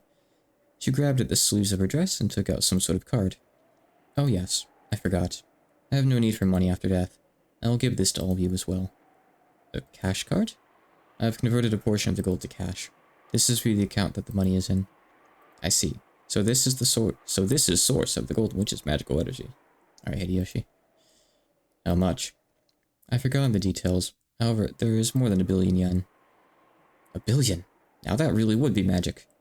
True. There's nothing you couldn't do with that much money. Very true. The strongest magic to counter the human's anti-magic toxin is this magic of gold. It may be that this card holds greater power than the ingots. Certainly. Cash would be much more agreeable than ingots. Here you go. I have no need of this anymore. The card she held out was not taken by any of them. Who would ever just hand over a card with a billion yen in it? The mountain of gold, the device for blowing up the island, the card with a billion yen, all of these surpassed their understanding. So, no one could bring themselves to take it. I don't like it. What don't you like? Here you go, here's a mountain of gold, and I'll turn off the explosives and give you a card with a billion yen while you're at it. It sounds far too good to be true. You're trying to trick us somehow, aren't you? I have no desire to trick you, but I won't try and force you to believe. I've offered you everything, revealed everything. What you believe and what you do is now for you, the new masters of the gold, to decide. You are even free to disbelieve all I say and leave this place. Ava, I can't imagine that she's lying. And how could you know that? I don't like how relaxed she's acting. As though she thinks she's already won. I just had an idea, a second ago. What if she's lying about which is the off side of the switch? What do you mean, Nason? Just a second ago, this woman flipped the switch to the side she said would turn off the bomb. But what if that actually armed the bomb? We solved the riddle, so you turned the bomb switch to on, trying to blow us and everything else up, right? If that is what you think, then feel free to flip the switch on this clock. It will be midnight in 1 minute. The clock will show you the truth. Oh, it's not good. What did you say? Hey, what are we supposed to do? Is the bomb set to on now? Or off? I can't imagine that she's lying. It's inactive now. This feels like a zero-time dilemma thing, like a zero-escape thing. Like everyone's split on one side or the other and you have to break the tie.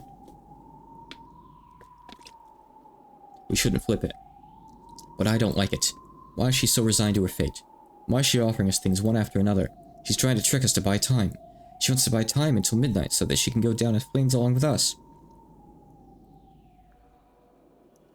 But what about the switch itself? Isn't this how Danganronpa ends? Not quite. Also, which Danganronpa even? I'm not going to spoil Danganronpa on this stream.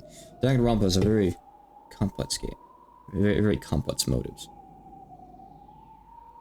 Actually, no, the motives are kind of shit. Still good games, though. Do recommend. I played all the Danganronpas, yeah. Besides Ultra Despair Girls, but I know what happens. I think there's probably an explosion, at least... I know there is in one of them, yes. I don't think there's one in the first. But I don't want to say which one in case people don't know. But what about the switch itself? Is there some way to tell if it's on or off? On the upper part of the antique clock was a metal switch that could slide right or left. Right now, it was set to the left. However, there were no marks in particular on either side to tell which one was off and which was on. Yeah, I played all Danganronpa, and I played all of Ace Attorney as well, except for the late in one. Other games like that, they're good. Danganronpa 7. I'm thinking Danganronpa 53. Hey, tell us the truth. Which way is off? Left. It's off now. You idiot! You really expect an honest answer from her? It's the opposite. It has to be. The right side must be off. We don't have any more time, Nason. Quit it, Ava. Don't touch the switch. It's set to off now. Ava-san, take your hand off it. I agree. It's off now. If she wanted to kill us with a bomb, she wouldn't have told us about it. Exactly, yeah. Good point. Beatrice! Don't think you can trick me. 5, 4, 3...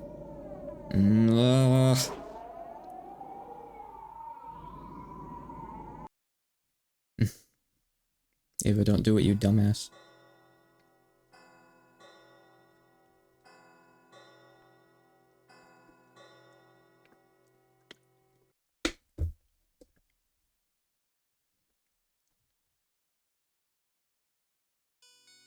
The second hand of the clock ticked past midnight. October 4th ended, and the curtain rose on October 5th, 1986. But what if the clock is slow? What if it's a minute slow? The switch was still pointing to the left. The witch's words had been proven correct. Have I gained your trust now? You bitch. With a hideous... I feel like that's like the first time someone's been called a bitch in Umineko. I feel like Umineko it likes the word bastard a lot. I think Valor has called Beatrice a bastard several times, I want to say. But I don't think it uses the word bitch very often, which is surprising. Ava snatched the cash card away from the witch's hand. How about a bank book and seal? We can't withdraw anything with just a card. All you need is the pin. It's 8 digits long. But wait a second, I'm writing it down. Ava and Kitty both took out a pen and notepad and began writing the 8-digit number the witch told them. That is everything I have to tell you and to give you. I will say nothing more. All my tasks have been completed.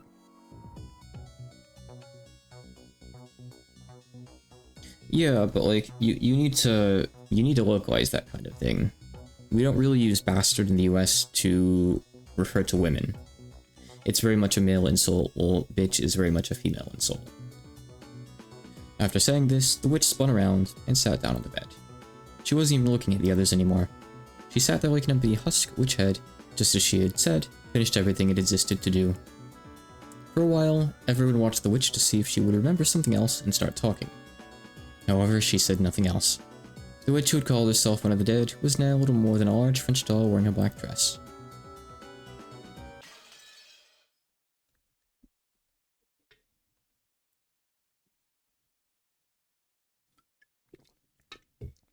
Don't mind me. Do we need a scene transition if we're still in the same room?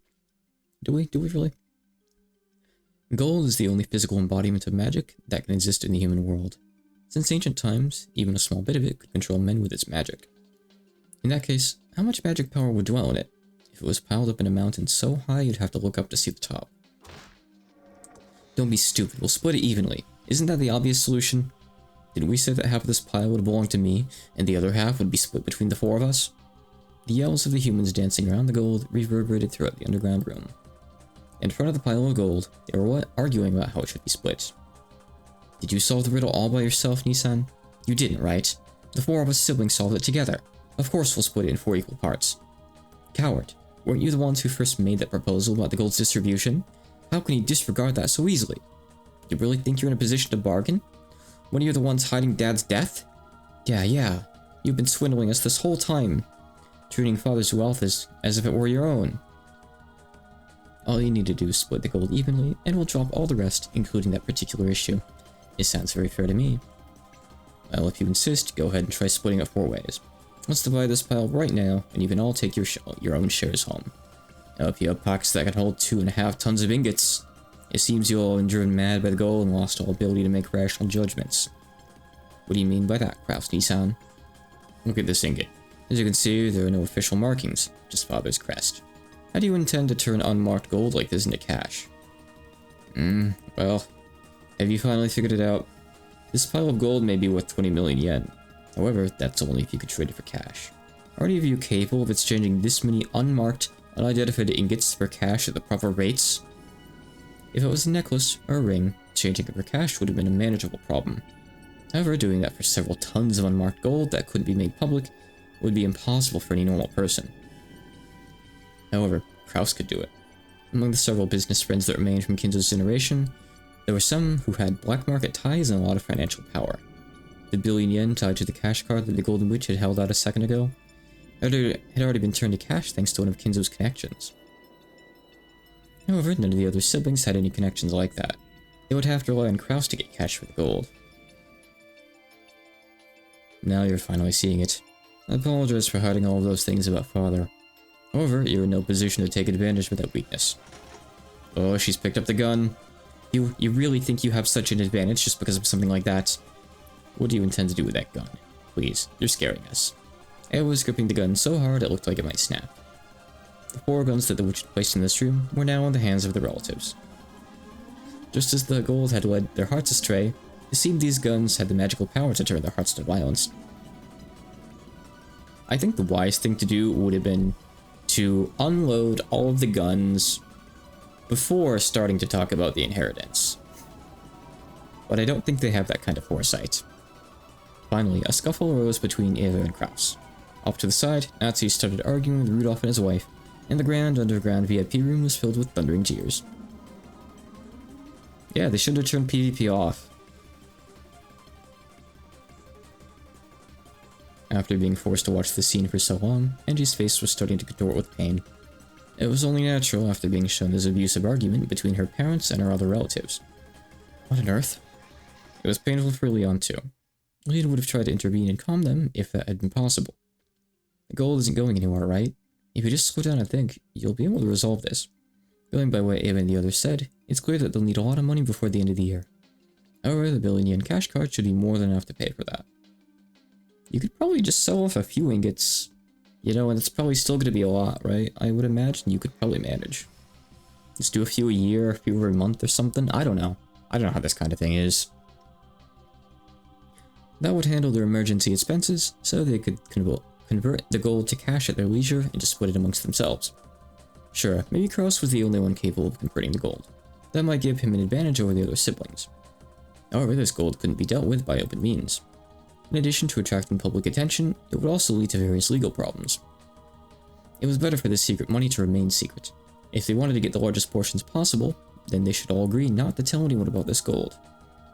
In other words, to maximize their profits, they would all need to make a gentleman's agreement to keep this secret. Kraus did have a slight advantage. No, he had a pretty big advantage. However, it was possible for the other relatives to refuse to cooperate and tell the world about the gold. And then, there was also the concealment of Kinzo's death to consider. Kraus was an investor. He needed not only financial clout, but also a certain degree of public confidence in him. His advantage isn't big enough for him to act so overbearing. Yeah, I guess they have blackmail on him, so his advantage is just slight. They kind of have even footing. The mountain of gold has made everyone lose their ability to think rationally.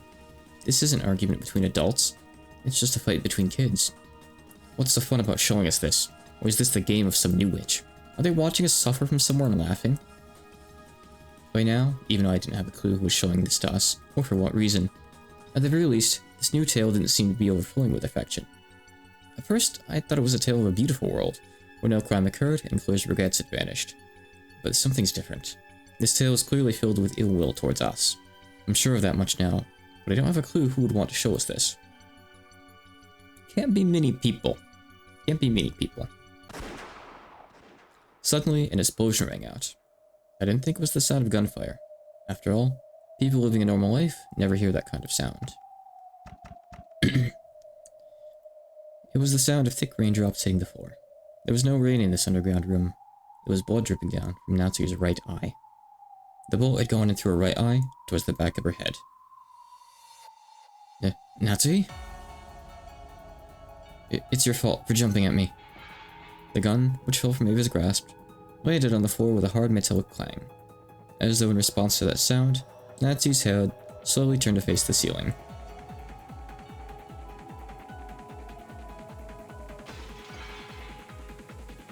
Ava landed a crit. Natsu flopped backwards. When the back of her head hit the floor, a red splash spread up beneath it, forming a single flower to adorn her dead face. Natsu, hey son. Why did you shoot her? Why, Ava? Ava! Kraus howled, raised his gun, and ran at Ava. At the same time, Hideyoshi leapt between them. Dead as well? She was the first one to die. A scuffle broke out between the two men. How could you? Natsu! Kraus-san, you got it wrong. You've got it all wrong. It was just an accident. Ava, how could you? I'll kill you. I'll kill you! No, if you go back, it was just Natsu. Well, I can't go far enough back actually, but no. Rosa's still fine. You either read it wrong, or maybe I read it out loud wrong. Even though I told her to stop, she just jumped at me. Kraus, who had just seen his wife killed before his eyes, had lost all traces of rationality in his expression. He was so furious that, if he had knocked Hideyoshi aside and jumped to Ava, he might have torn her throat out. Higurashi reference? Why did you kill her? Why? Ava! It was an accident. An accident. Calm down, Kraus-san. Another explosion rang out. Hideyoshi's face was covered in blood. The two of them had been fighting over the gun Kraus held, trying to push it away from themselves. When the barrel had turned to point at Kraus's chin, the sneering, foremost reaper, master of the Room of Gold, had swung its scythe once more. A line of blood trickled from Kraus's mouth. The The two fell down with Krause's body on top of Hideyoshi. Letting out a cowardly cry, Hideyoshi backed away before Krause's body could cover him. Dear, I didn't do anything. Krause Nissan's finger just got caught on the trigger.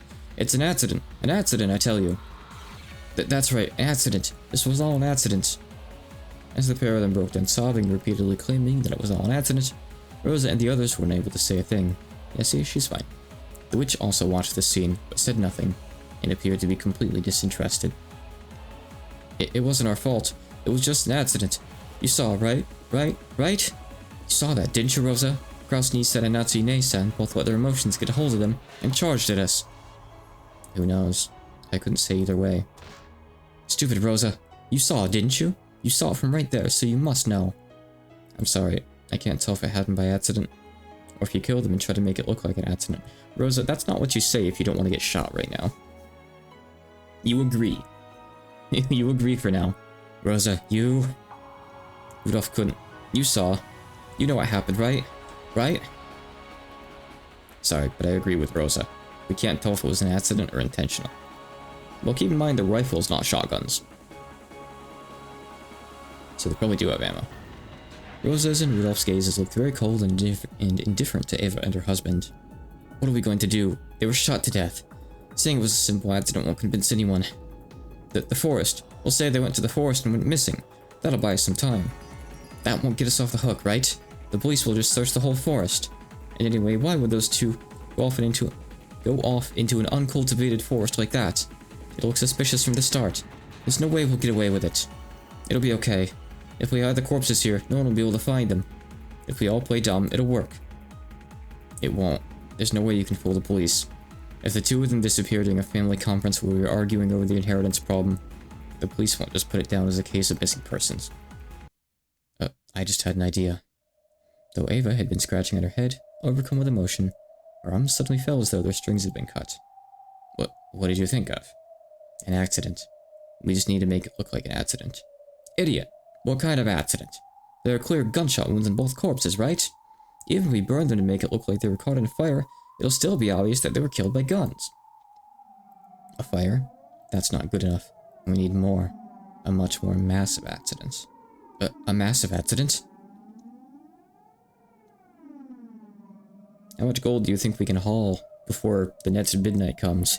How much do you think we can carry through this long-ass passage over to the other mansion, Ava slowly walked forward, tapped it, and spoke. An explosion accident. We just need the sort of accident that will leave no traces of their corpses. As she played with a switch that would cause an automatic explosion at midnight, Ava spun around to look at them, a crazed expression on her face. It was truly a mad flash of inspiration. If they flipped the switch to the right and waited for midnight, the 900 tons of explosives would wipe out the mansion without a trace. There wouldn't even be anything left of the corpses. There certainly wouldn't be any way to tell that they had died by gunshot wounds before the explosion. It's an unshakable fact that this island is still filled with explosives from the war. Then, by coincidence, tomorrow night, something will set it off by chance and the whole thing will explode. Yes, it'll be an accident. An explosion accident. What do you say? There's no way the police will find out the truth. This way we can pull it off. We can hide the manner of their deaths.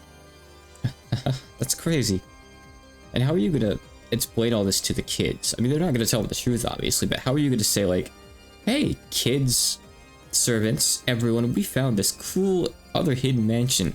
Let's all go there. Also, Jessica, your parents are gonna be staying behind. They're very busy tonight. Natsu has a real headache, and Krause is just gonna stay by her side. Don't ask questions. Shaking, Hideyoshi frantically searched for a counter-argument, hoping to shut down Ava's mad idea. Head hurts, but he couldn't find one. If they blew everything up, the facts would all be muddled. They could make it look as though Krause and Natsu had died in an explosion accident. If I see the words explosion accident one more time, it's perfect, just perfect. After all, just how about accidental explosion instead of explosion accident?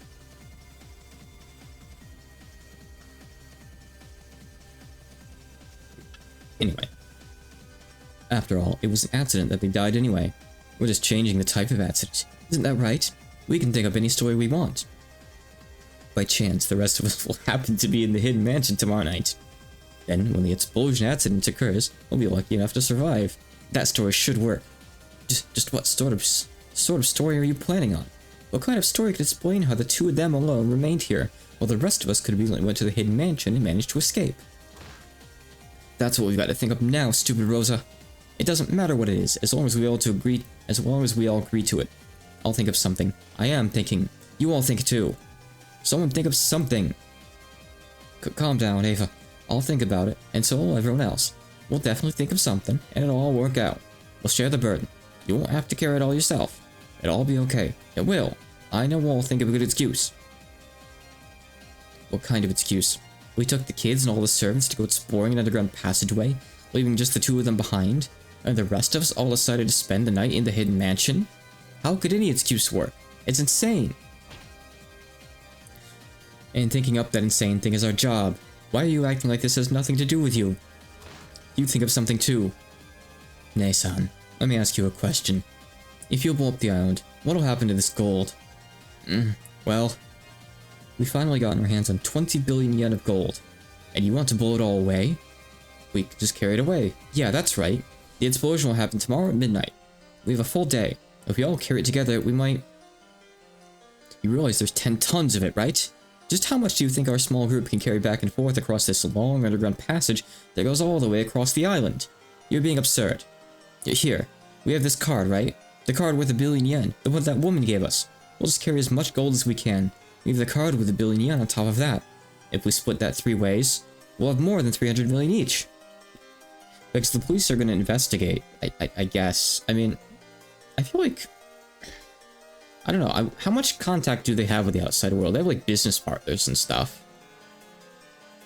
They could probably hide it for a little while. Honestly, they could probably hide it for a few weeks. And do something with the gold over then. You know, slowly carry it away.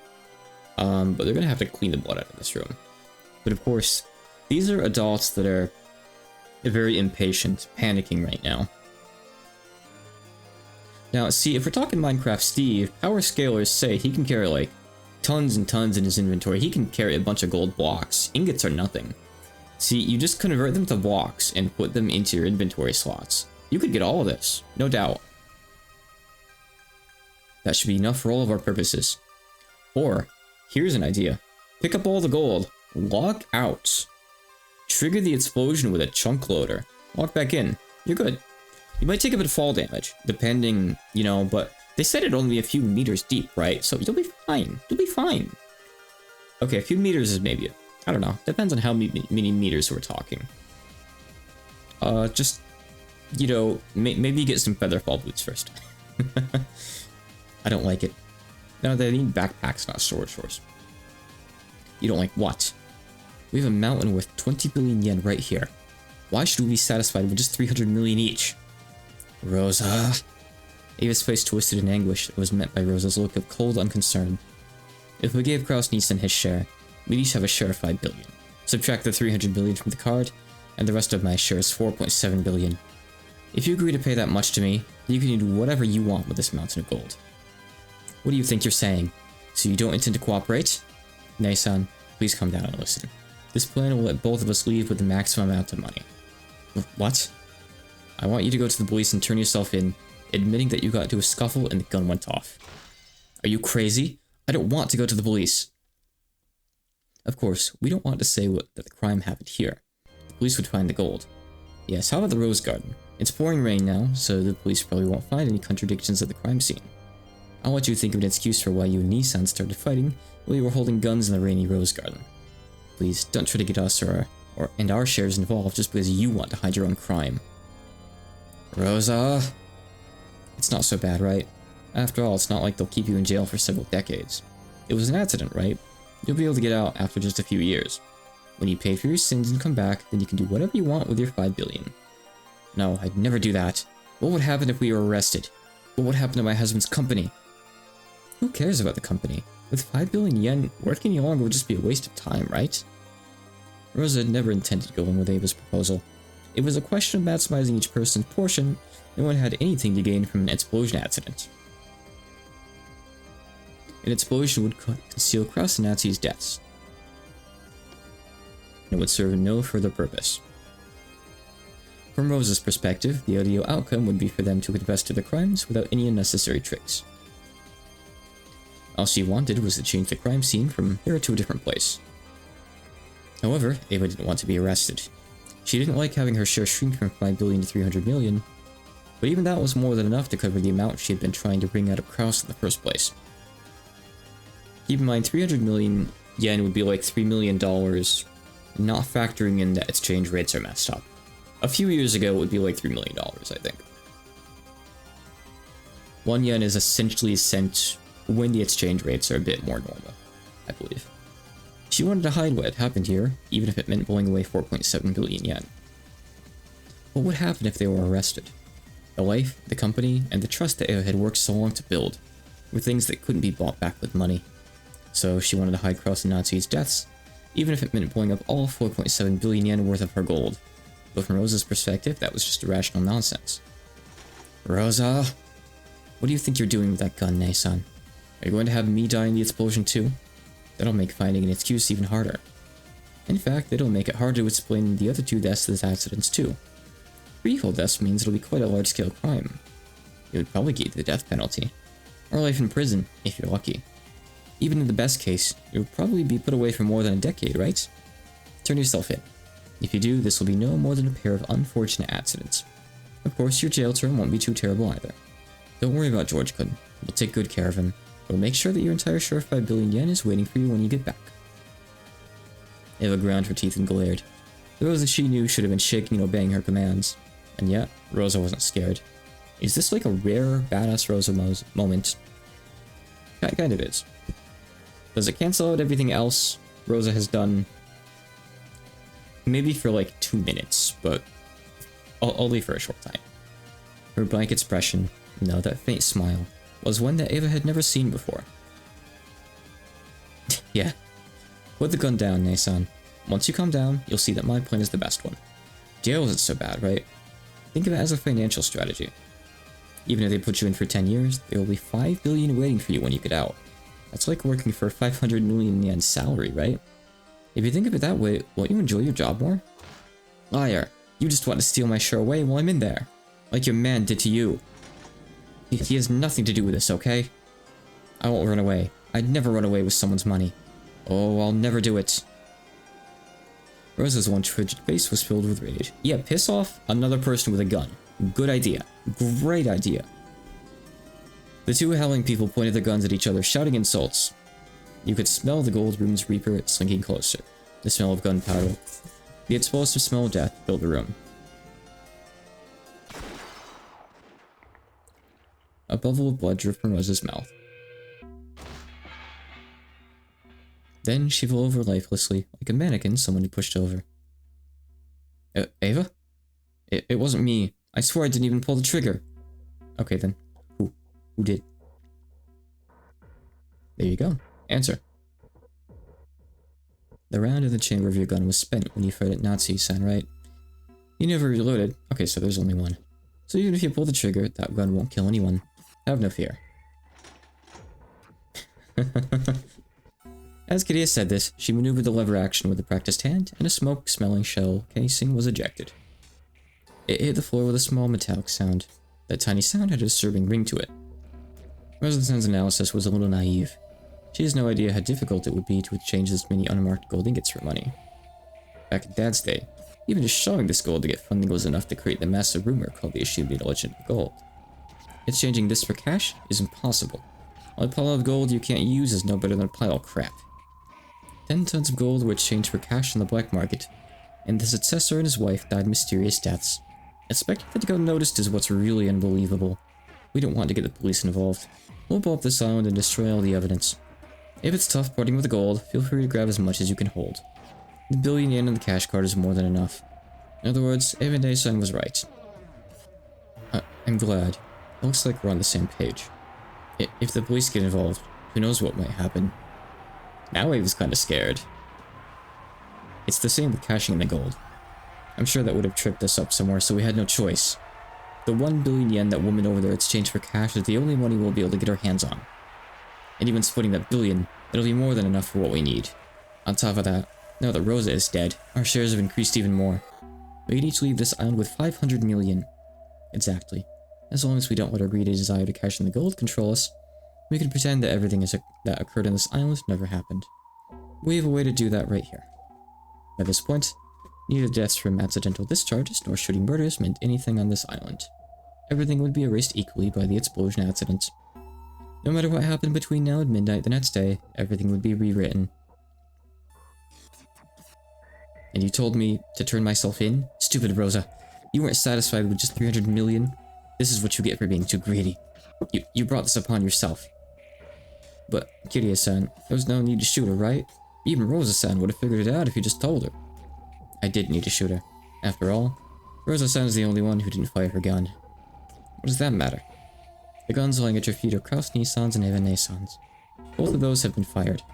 However, Rosa-san's gun could shoot if you would just pull the trigger. It's hard to reload one of these if you aren't used to a lever action. An amateur would have some trouble pulling it off. Hide-san, what are you talking about? You. I finally realized what Kirie meant. Rosa had the only gun that could still fire, so I shot her first. Oh, how foolish we were. Why didn't we realize sooner? Even though we knew there's a mechanism for erasing everything that happens on this island, Eva and Hideyoshi hurried to pick up the guns that lay at their feet. At the same time, fire spat from Kirie's gun once more. Hideyoshi let out a short scream, clutched at his chest, and fell over face down. Dear? Dear! But why is this? Eva fiddled with a lever action, trying to imitate something she vaguely remembered from a Western movie, but something seemed to be caught, and the still open lever didn't budge. Pick up the one Hideyoshi just had. Don't try to reload yours. See? It's pretty hard. You. Why does Kirie have so much, gun training, by the way? Where did this come from? Kirie finished reloading with a fluid motion. The way she held it was as innocent and sure as a kid playing with a squirt gun.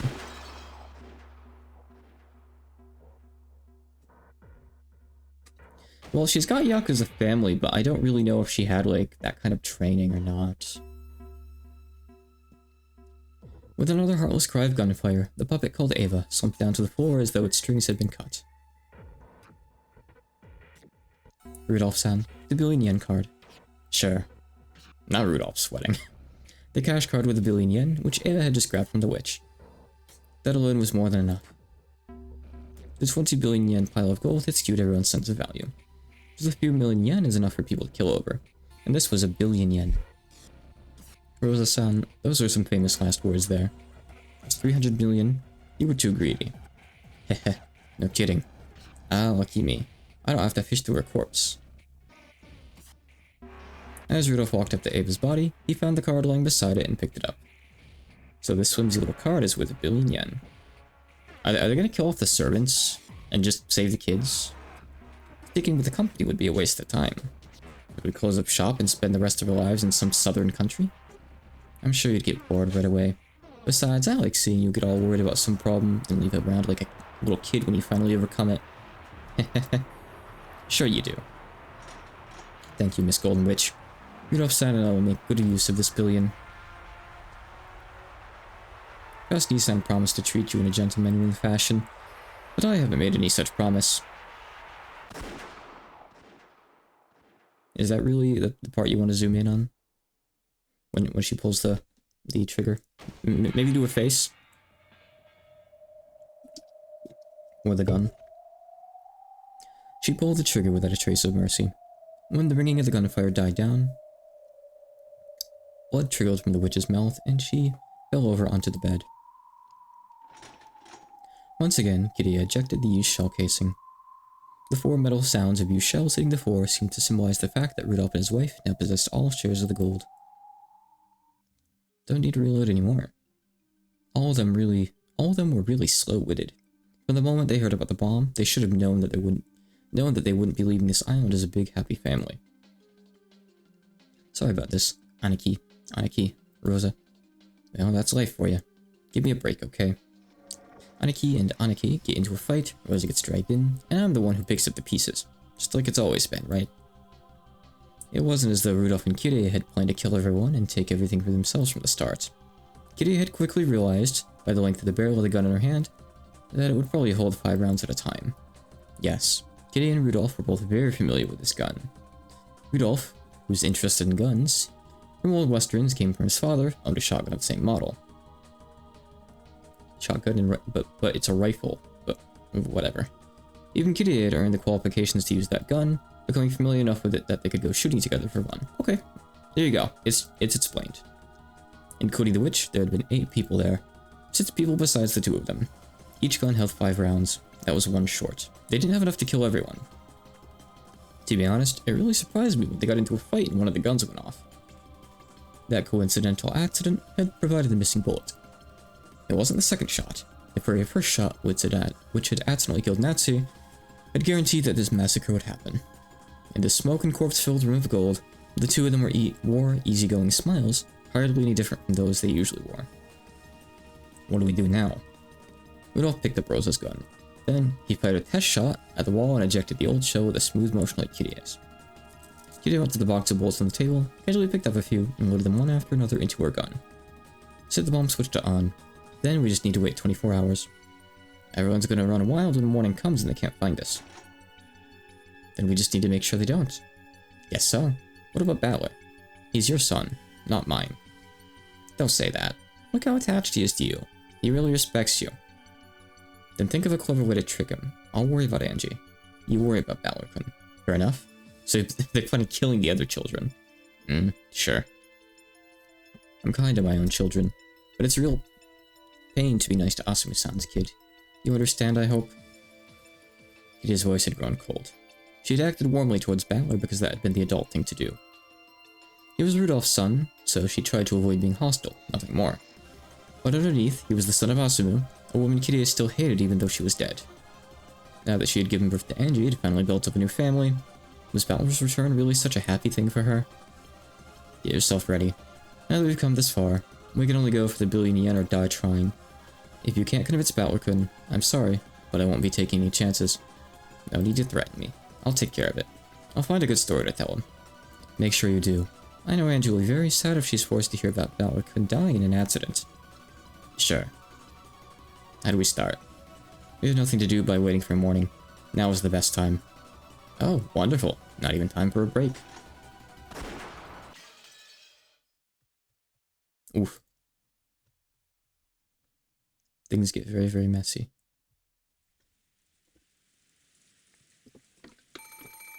We still have quite a lot left. Good stuff. Alright, let me go use the bathroom real quick here. I have to pee. It's been almost 2 hours. I've been chugging Monster. I'll be right back.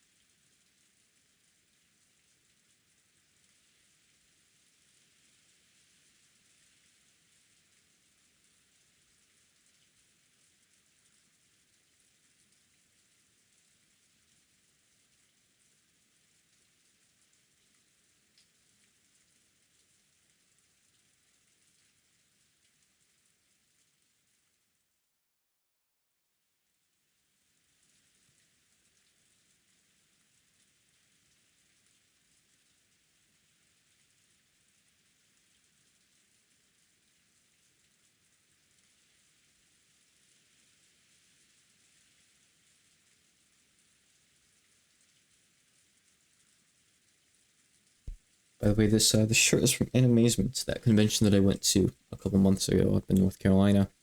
They show off Tohodamakume's. It's technically a staff shirt. It's a staff on the back. These are 3XL, and they're so big they almost got under my knees. I love big clothes like this. I only wear loose stuff, personally. Cozy. Very comfy. I love these. Okay. Hi, Allie. Let me just hydrate first.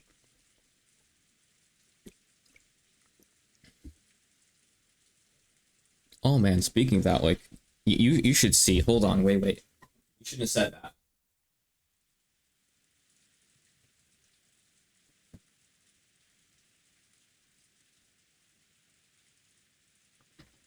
Different rope. So, excuse that this thing is dirty right now because I've been letting it, like, sit on the back of a recliner for, like, months now.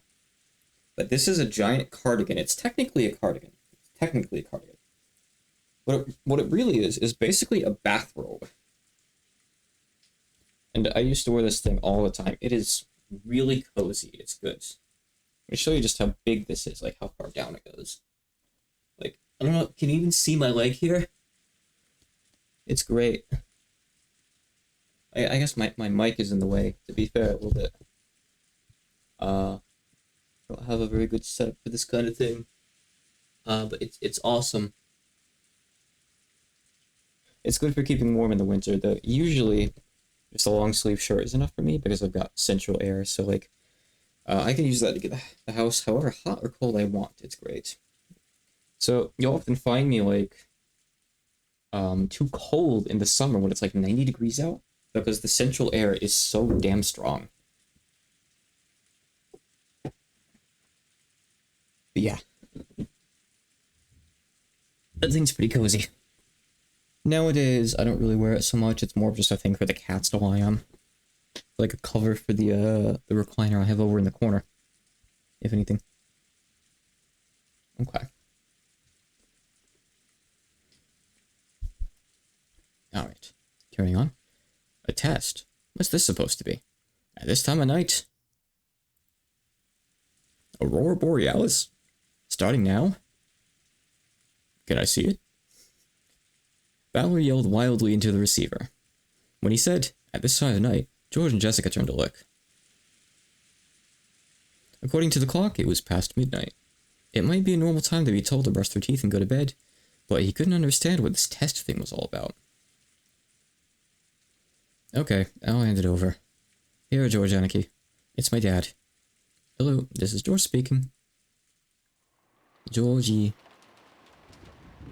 Hey, George Quinn, what's with this weird blue gradient at the bottom? That's really strange looking. Also, hold on real quick, I'm gonna check just to see where I am, in episode 7. 1 second here. I have like a summary page I can bring up. That breaks it down by like section and like lists the songs that play and stuff so I can see how far in I am. I do still intend, almost certainly, to finish Chapter 7 tonight, but I just want to kind of see where I am so I have a rough idea.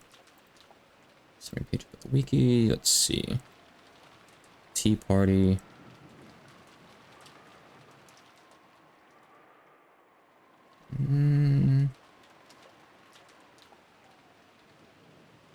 Okay, I see.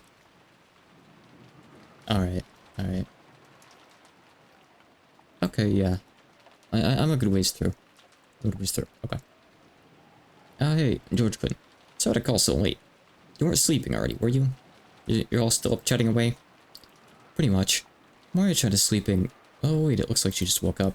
So what did you want to talk about? Alec had said something about a test. Ah yeah, that can be such a pain sometimes. He suddenly came down from his room. A bunch of stuff happened, and by the end, he was talking about which grandchild would make the best successor. But isn't Uncle Kraus the successor? He says the 4 of us aren't up to the job, so he's gonna skip us adults and choose one of you grandkids instead. It's all so sudden, we're really freaking out here. Anarchy and the others are all arguing about it across the room. I'll bet you can hear Anarchy shrieking in the background, huh? Is that so?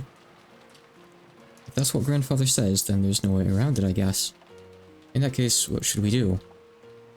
He says he wants to call you out one by one, starting with Jessica-chan. Oh, wait a sec. Okay, you still there? It looks like you and Jessica-chan will be the first up the bat. He wants Jessica-chan to go to the parlor in the mansion. You're supposed to go out in front of the chapel. It's so sudden, I hardly feel ready. What sort of test is it? Looks like Dad made some kind of crazy quiz. Some weird questions about what it means to be the head. Of course, a few things about this seemed off to George. However, Kinzo was famous for doing radical things on a whim. Wouldn't put it past Granddad. Even the strange test seemed plausible once he heard that it was a sudden idea of Kinzo's. Even so, if he wanted to test them one by one, why wouldn't he call them out one by one? They could have just had everyone wait in some reception room to be called in one at a time. Why would two people be called to two different places at the same time? The plan didn't seem to make sense, and George felt he was missing something. Maybe you could just have Genji test one of them. Yeah, it's armament, yeah, not ornament. I've never heard anyone mistake it before, but happens. Still, I wonder why he wanted to meet you in front of the chapel of all places. He expects a lot from you. I think he wants to talk to you alone. Not sure what about. Grandfather wants to talk to me? I wonder what he's got to say. I mean, you're the most talented of all his grandkids. He's probably got something to tell you in particular, right? Anyway, that's what he says. Get over there right away. I'm supposed to go to the chapel too, so let's get this over with, or we're both gonna catch colds. I see. Okay. Then I'll head towards the front of the chapel, and Jessica-chan will go to the parlor. Sure. I'll see you in a bit then. What sort of test or private conversation could Kinzo possibly want to have at this time of night? Then again, it's a well-known fact that Kinzo doesn't have long to live. It wouldn't be so strange if he wanted to give some sort of will to each of his descendants individually. Inside George's mind, the faint feeling that something was wrong was replaced by a desire to meet Kinzo directly and hear about this in more detail. George set down the receiver and quickly explained to the others. It's as you heard. Grandfather says he wants to give us all some kind of test. Ooh, a test? After hiding in his study all these years, he suddenly decides to give us a test this late at night? Damn that old geezer. What's he thinking? It seems our parents feel the same way. It sounds as though they're very worked up about it. Well, I doubt getting worked up about it will change Grandfather's mind. Exactly. We might as well accept it. It's Grandfather's order, after all. Let's obey it. To start, Jessica-chan and I are being called out. I'm going to the chapel. Jessica-chan is supposed to go to the parlor in the mansion. What about Maria and me? I think they'll contact you later. Wait here. Ooh, a midnight test. What could it be? What kind of test is it? A quiz? A puzzle? I'm really good at wolves and sheep puzzles. Ooh. Maria, who is now fully awake, seemed to be very excited about this unexpected midnight test. Then we'll just hang out here. Yes. Okay, I'm going. It sounds like they're already waiting for us. So he's making one of his grandkids the successor. Sounds great to me. Now we can let one of you guys deal with it. I'm gonna become the successor. I want to do it. Ooh, ooh, ooh. Having Maria as the successor wouldn't be so bad. Bye. See you later. Will you? You're seeing a very dark fragment here. Believe it. Rudolph put down the receiver and stood up. Okay. Guess I'm going to the spot in front of the chapel. It's damn cold out there. Go to sun. Have some coffee waiting for me when I get back. Will you? I see. I was gonna say, like, no way they, like, go in on this. So yeah. Next to Rudolph, Goto was lying face up. His face was covered by a crossword puzzle book. However, its pages were stained with blood, and you didn't need to move the book to imagine how he had met its pitiful end. How was it? A nice script, don't you think? Yep. We should be thanking Dad. If we just say it was him being fickle, no one's gonna doubt us. Then let's split up. I'll take care of Jessica-chan. You take care of George-kun. You got it. Let's get this over with quickly so we can relax and have some coffee. There won't be any problems, yes? No sudden pangs of conscience? Curious smiled coldly. It probably would have been safer to call them out one by one and finish them off together. Yeah, we haven't seen him being dead in red. Do we see anything? I don't think we see anything here. Because this is like more of a mini game than a real game. However, Kitty had chosen to have her husband work separately. She wanted to measure Rudolph's resolve. If she was the only one who got her hands dirty, and Rudolph just watched, his heart wouldn't be as dedicated to this venture. By having him dirty his own hands, she could make him truly determined to see this thing through. Kitty understood this sort of mind game better than anyone else. Rudolph reflexively averted his gaze from the cold glint in her eyes, but then he just shrugged and answered her question. Of course. We have 1 billion yen riding on this. I'm a man. I'm not going to miss a chance that'll never come again in my lifetime. I expected no less of you, Rudolph-san. I love people who seize chances when they come. That's why I fell in love with you. Thanks. I'm glad. Rudolph-san? What? Stay like that. Always, okay? Huh? What did you say? Always remain the same Rudolph-san I love, okay? Of course. When have I ever let you down? If you know, you know. There's something that we still don't know. You should be worrying more about what kind of champagne we'll use to toast our victory. He sure does sweat easily, doesn't he, Rudolph? I'll do that. Take care now. If you really treasure Butler Kun, don't kill George Kun in front of the chapel, okay? It'll be a pain if he finds the body. Yeah, I know. I'll lure him away somehow. Hopefully far enough so no one hears a gunshot. Jeez. We'll be outside and it's raining. Could be some way to do it. I don't know how far the chapel is. They don't really make the island layout very clear, I don't think. And you aren't a villain in some old western, got it? Don't grant any last requests or take down any final messages, okay? Kidea lifted up her gun again and ran the lever to eject the casing from the round she had killed Goda with. Goda was the first to go, I guess. Have they already killed the other servants? I imagine you would hear a gunshot in the mansion, right? I don't know. Maybe not. Oh, that's cool that there's Minecraft recreation. You got one of Gensokyo, one of Rakenjima. Good stuff. Dear. Dear. Well... Ava was holding Hideyoshi's body and crying.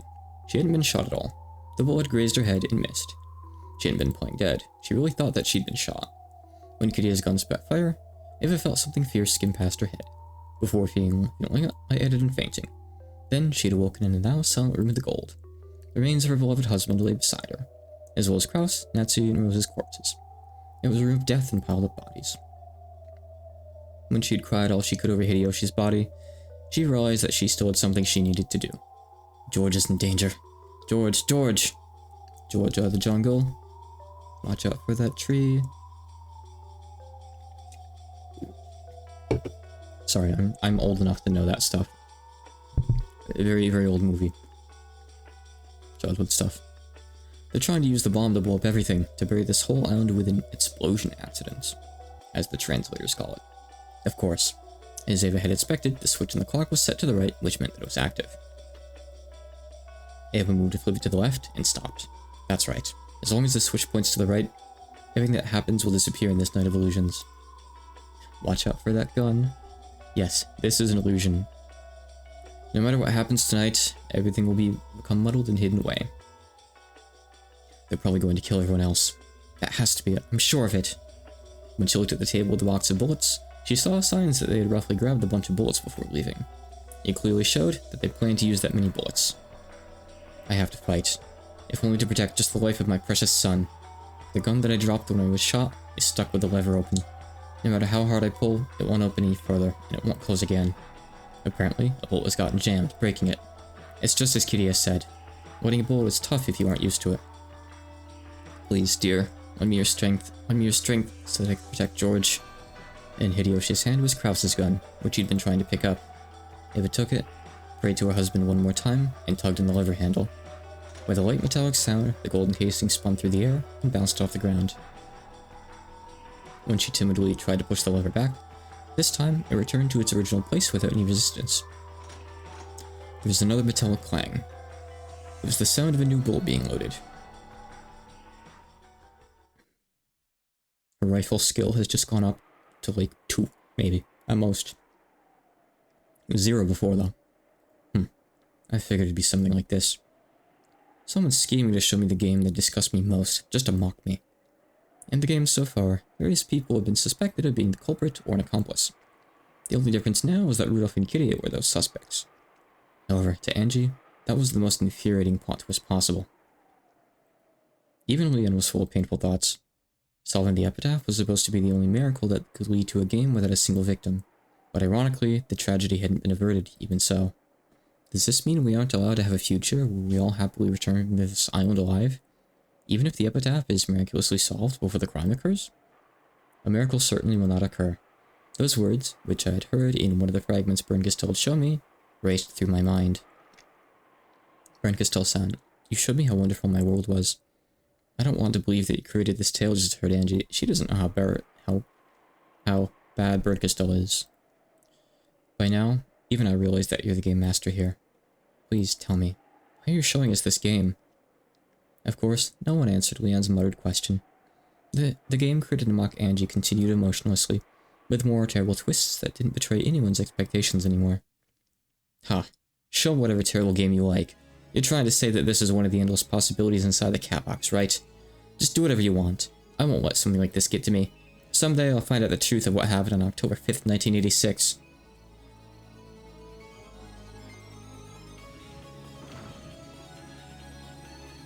Grok, is this true? Grok, is this really what happened on Rokenjima? Ugh. After meeting Kirei in the parlor, Jessica was told that the test would be in the dining hall. I don't know, really, you tell me. I don't know a lot of the song names. It might be. And she followed Kirei there. This is one that I don't know. Aunt Kirei, there's no one here. He'll be here soon. Sit over there.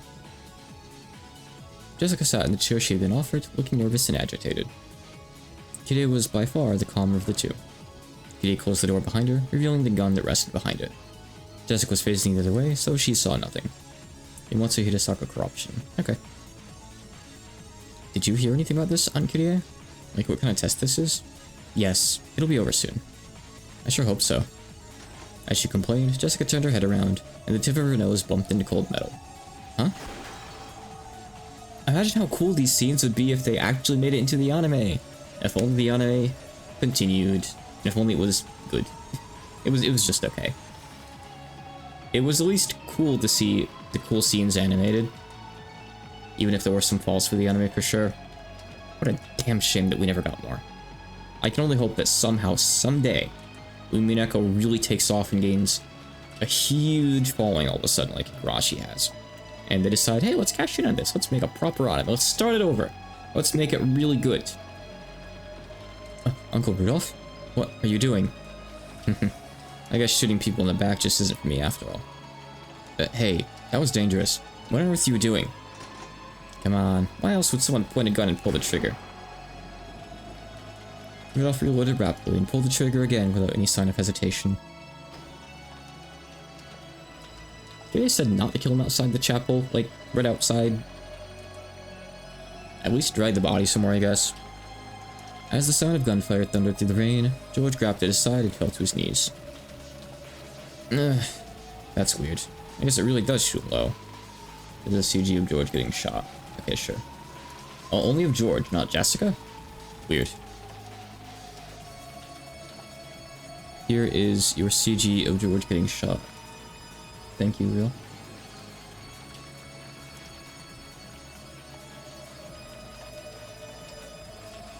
Okay. That's weird. I guess it really does shoot low. This gun's really got it bad. Somebody, help me. Uncle Rudolph is... George started stumbling away, still clutching at his side. His voice as he called for help was weak and thin. In comparison, Rudolph, who stood behind him, looked perfectly calm as he fiddled with his gun and checked his sights. It hurts. It hurts. Yeah. It felt to George as though something had been gouged into his side. That was way off. It was so painful that he could barely stand and walk. He leaned against the trunk of a tree. After he crouched down, trying to cover his wound, he was no longer able to stand back up. George didn't have a clue what was going on. However, he had felt as though something was wrong this whole time. Of course it was strange that he'd be called out alone to a place like this, at a time like this. And yet, how could he have known that something was wrong? After all, his own uncle had told him that his grandfather was asking him to join the family conference. How could he have suspected? Sorry about this, George Quinn. It hurts, doesn't it? If I knew it'd come to this, it would have been kinder to bullet your brains from behind. I thought it'd be too cruel to finish you off before you knew what hit you. But it looks like I got it backwards. What? Why, Uncle Rudolph? Why would my kind uncle do this? Forget about this. By tomorrow night, all of it won't have happened. With a quick use of the lever handle, he loaded another bullet. The casing of the bullet that pierced George's side fell heartlessly in front of him. Everyone's gonna die in a sudden, unfortunate accident. Until that moment, we'll all be a big, happy family. That's how it's gonna be. So don't worry about this. Forget it all. Of course, George didn't have a clue what Rudolph was talking about. All he knew was that Rudolph wanted to kill him, and that he showed no trace of hesitation. His image of Rudolph as the ideal, cool, joke-loving adult didn't match up with a man standing in front of him, holding a gun. No, maybe this feels wrong because it fits him too well. He has that same smile, as though he's about to tell some hilarious joke, but he's pointing a gun at me. Why would that kind, funny Uncle Rudolph do this? I'm on you. It made him feel unimaginably sad, and tears flowed from his eyes. Poor Georgie. Ugh, Uncle Rudolph. I admired you so much. Haven't I always told you, George could? Make sure you don't end up as an adult like me. Now you see why. In the next world, make learning how to spot villains your first priority. I know you can do it. After all, it's just another kind of studying. Ugh. Yeah. He bit down the pain in his side. With the last of his strength, George threw his whole body into a roundhouse kick. At the same time, fire spat from Rudolph's gun. The bullet pierced George's chest. George spun around as he fell amidst an outpouring of blood. He moaned wordlessly, clutching blood-stained teeth. A frigid gun was pressed harshly against his temple. So long. Go become a great man at the next world. Don't get blinded by money like me. I can't believe that my uncle would kill for money. You're so innocent. People can kill over money. The ruthless trigger forestalled any further questions. George's hands, which had been covering his wound, dropped lifelessly. When Rudolph saw the last glimmer of life leave him, he sighed deeply and looked tired.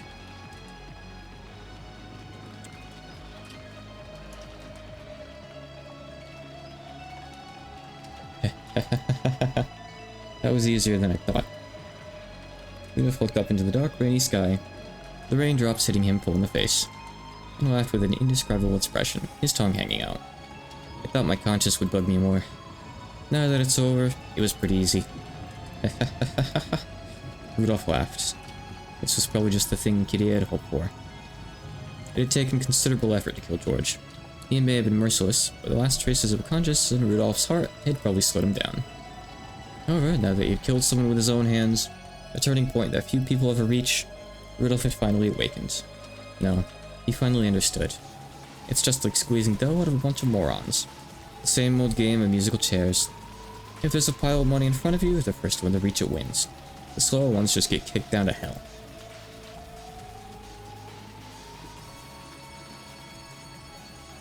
He's crazy.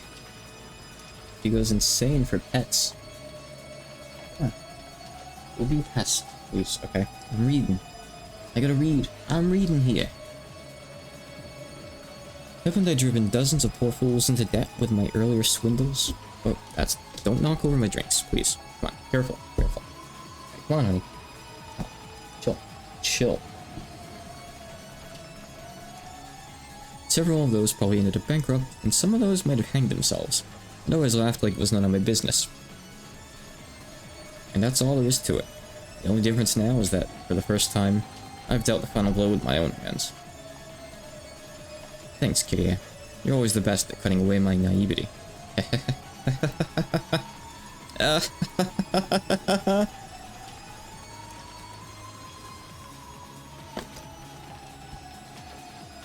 Rudolph's evil laugh rang out. The laugh was so purely evil, it was almost soothing. Hypocritical evil that still contains some pangs of conscience is far more repulsive to behold. If a man's committed to doing great evil anyway, how much more pleasant and gallant it is when he is wholly devoted to his goal. In that sense, Rudolph's evil smile and laugh were pleasant and gallant indeed. Which means, the brutal, bloody stage of the dining hall must have been soothing as well.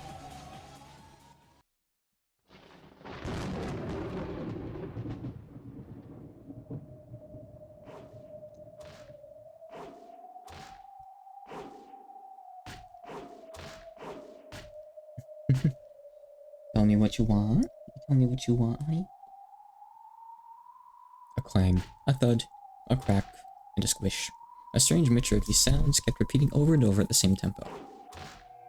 Each time, a red splash landed on a tablecloth dangling nearby. Jessica-chan, can you hear me? Kitty asked this with the sort of smile any aunt might make to her niece. However, Jessica didn't answer. There was nothing particularly surprising about this. After all, by now, her nose had been broken, her eyes had been smashed, her teeth had been knocked out, and not only her nose, but her entire face was now hardly recognizable as a face, just a lump of bloody flesh. Why bother? You shot her in the face, didn't you? Kitty finally stopped her task of repeatedly smashing Jessica's face with the stock of her gun. Still sitting on top of Jessica, she tossed her gun to the side, pulled a compact out of her pocket, and looked at her own face in the mirror. Then, finally, she realized that her own face was covered by speckles of fresh blood. How terrible. These clothes will have to go too. With a muffled laugh, Kitty shakily rose to her feet. Jessica wasn't moving anymore. She had been convulsing a bit until a second ago, but now she was as still as stone. Smashing a woman's face is nothing new to your aunt, okay? Sorry about that. No, you can't have that piece, honey, not now. Sorry about that. If you hadn't resisted, I could have given you a much cleaner death. Kitty pulled the tablecloth off and used it like a towel to wipe the blood from all over her body. However, instead of taking the blood off, it just smeared it around, and did nothing to remove the stench of blood and death that covered her. When she got tired of rubbing the tablecloth against the blood, Kitty walked over to the extension line telephone in the corner of the room.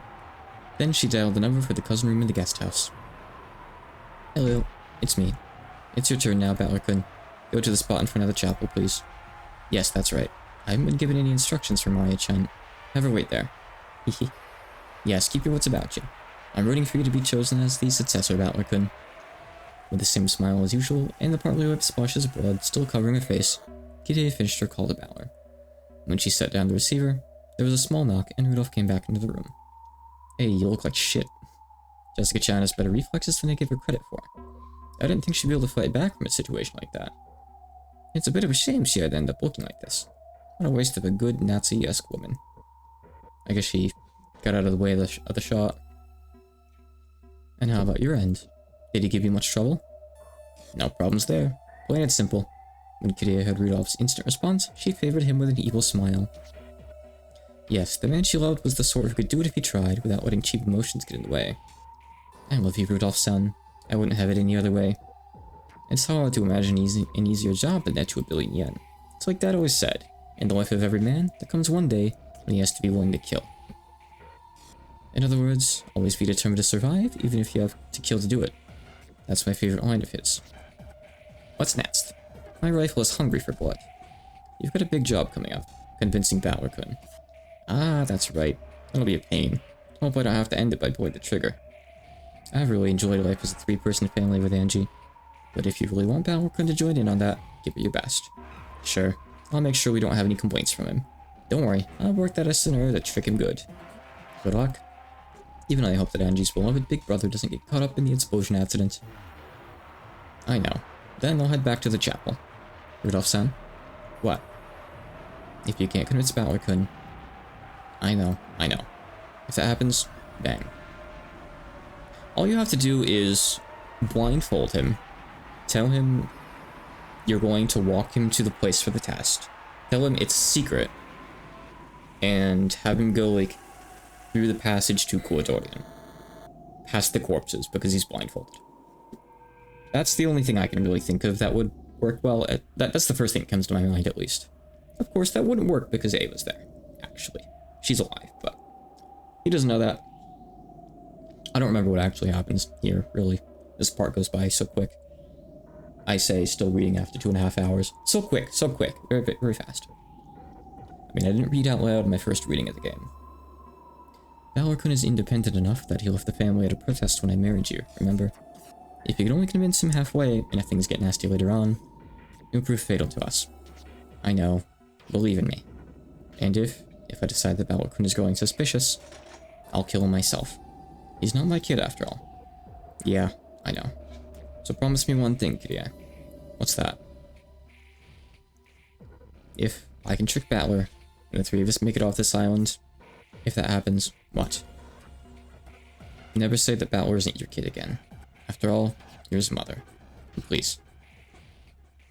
Sure, I promise. Kitty shrugged and answered as she loaded bullets. You go to the chapel. I'll wait until Battler is left, and then clean up everything inside the guest house. Are you sure you'll be okay doing that alone? That's my line.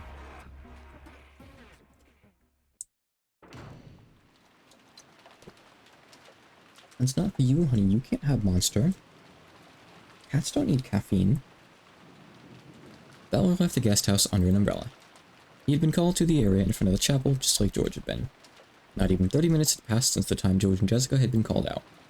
Apparently, this test didn't last too long. Damn geezer. First, you never come out, not even for lunch, and then you show up in the middle of the night with a test. I'll bet living as a shut-in's got his sense of day and night all backwards. Hey, don't get up on the shelf. Leave that stuff alone. Don't mess with that. Complaining all the way, Battler strolled off into the rain.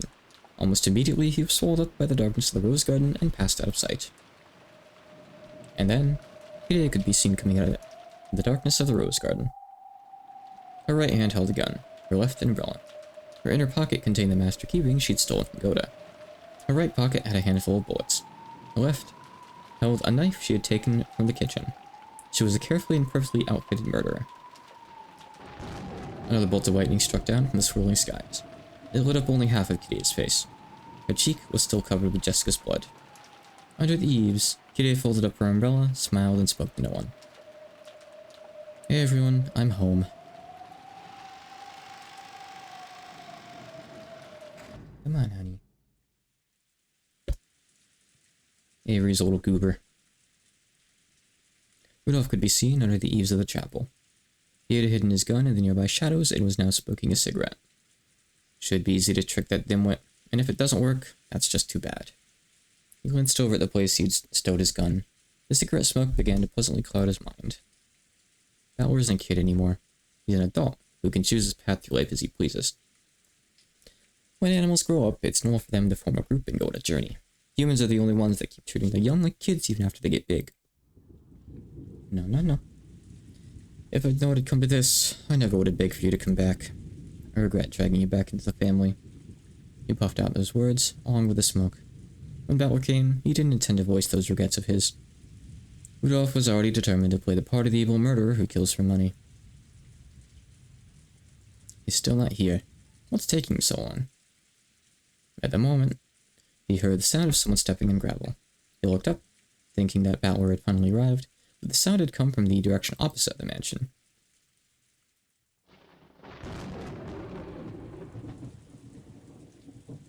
Rudolph, how could you do that to my husband? Anarchy. So you're alive. Sorry that I'm alive. Too bad. But my husband wasn't so lucky. How could you? How could you? With a face obscured by anger and tears, Ava slowly walked closer, her gun raised. Her husband had been killed right in front of her. She probably wouldn't even hesitate. Realizing that a gun, quivering with anger, was pointed right at his chest, Rudolph backed away. As he pretended to retreat, he approached the gun he had hidden in the shadows. Calm down, Anarchy. Put the gun down. I never wanted that to happen. Everything happened so fast, there was nothing I could do. How can you tell such half-baked lies? As Ava had said, it really had been a half-baked, pointless thing to say. Rudolph would have said anything if he thought it would calm Ava's emotions before she pulled the trigger, which she looked capable of doing at any moment now. It really showed her up into. Then, Rudolph's foot came in contact with his gun. Let's just talk this over. George-kun should be here soon. Oh. Hey, George-kun, we're over here. Rudolph waved as though George was coming from behind Ava. But Ava's attention turned in that direction. That idiot. My simple big sister has always been a sucker. Die. Gunfire. Then, a bit later, the sound of something heavier than rain drip-dropping onto the cobblestone. Cobblestone? Rudolph, I've always been able to see through your tricks. The bullet Ava fired went straight into Rudolph's chest. The bullet Rudolph fired at Ava missed, landing near her feet. Guess I was right. This gun does shoot low. He dropped the gun into a puddle with a splash, staggered backwards, and leaned against the wall of the chapel. Nah, that's not it. All good westerns end with a bad guy's bullet missing. Ava dashed off to him, kicked away the gun that had fallen into a puddle, and grabbed Rudolph by the collar. What about George? Where is he? I won't let you kill him. Sorry, Anarchy. I already got him. Liar! Did it in the bushes over there. Go take a look. You'll see soon. Rudolph, you... Ava, who claimed to know all of her little brother's tricks, also knew that Rudolph's final words, as his consciousness began to fade thanks to the bullet wound, were not a lie. How could you? George! George! An empty shell casing bounced off the cobblestone. A furious gun barrel was pressed against Rudolph's forehead. Go ahead and shoot. I doubt that'll bring you much peace, though.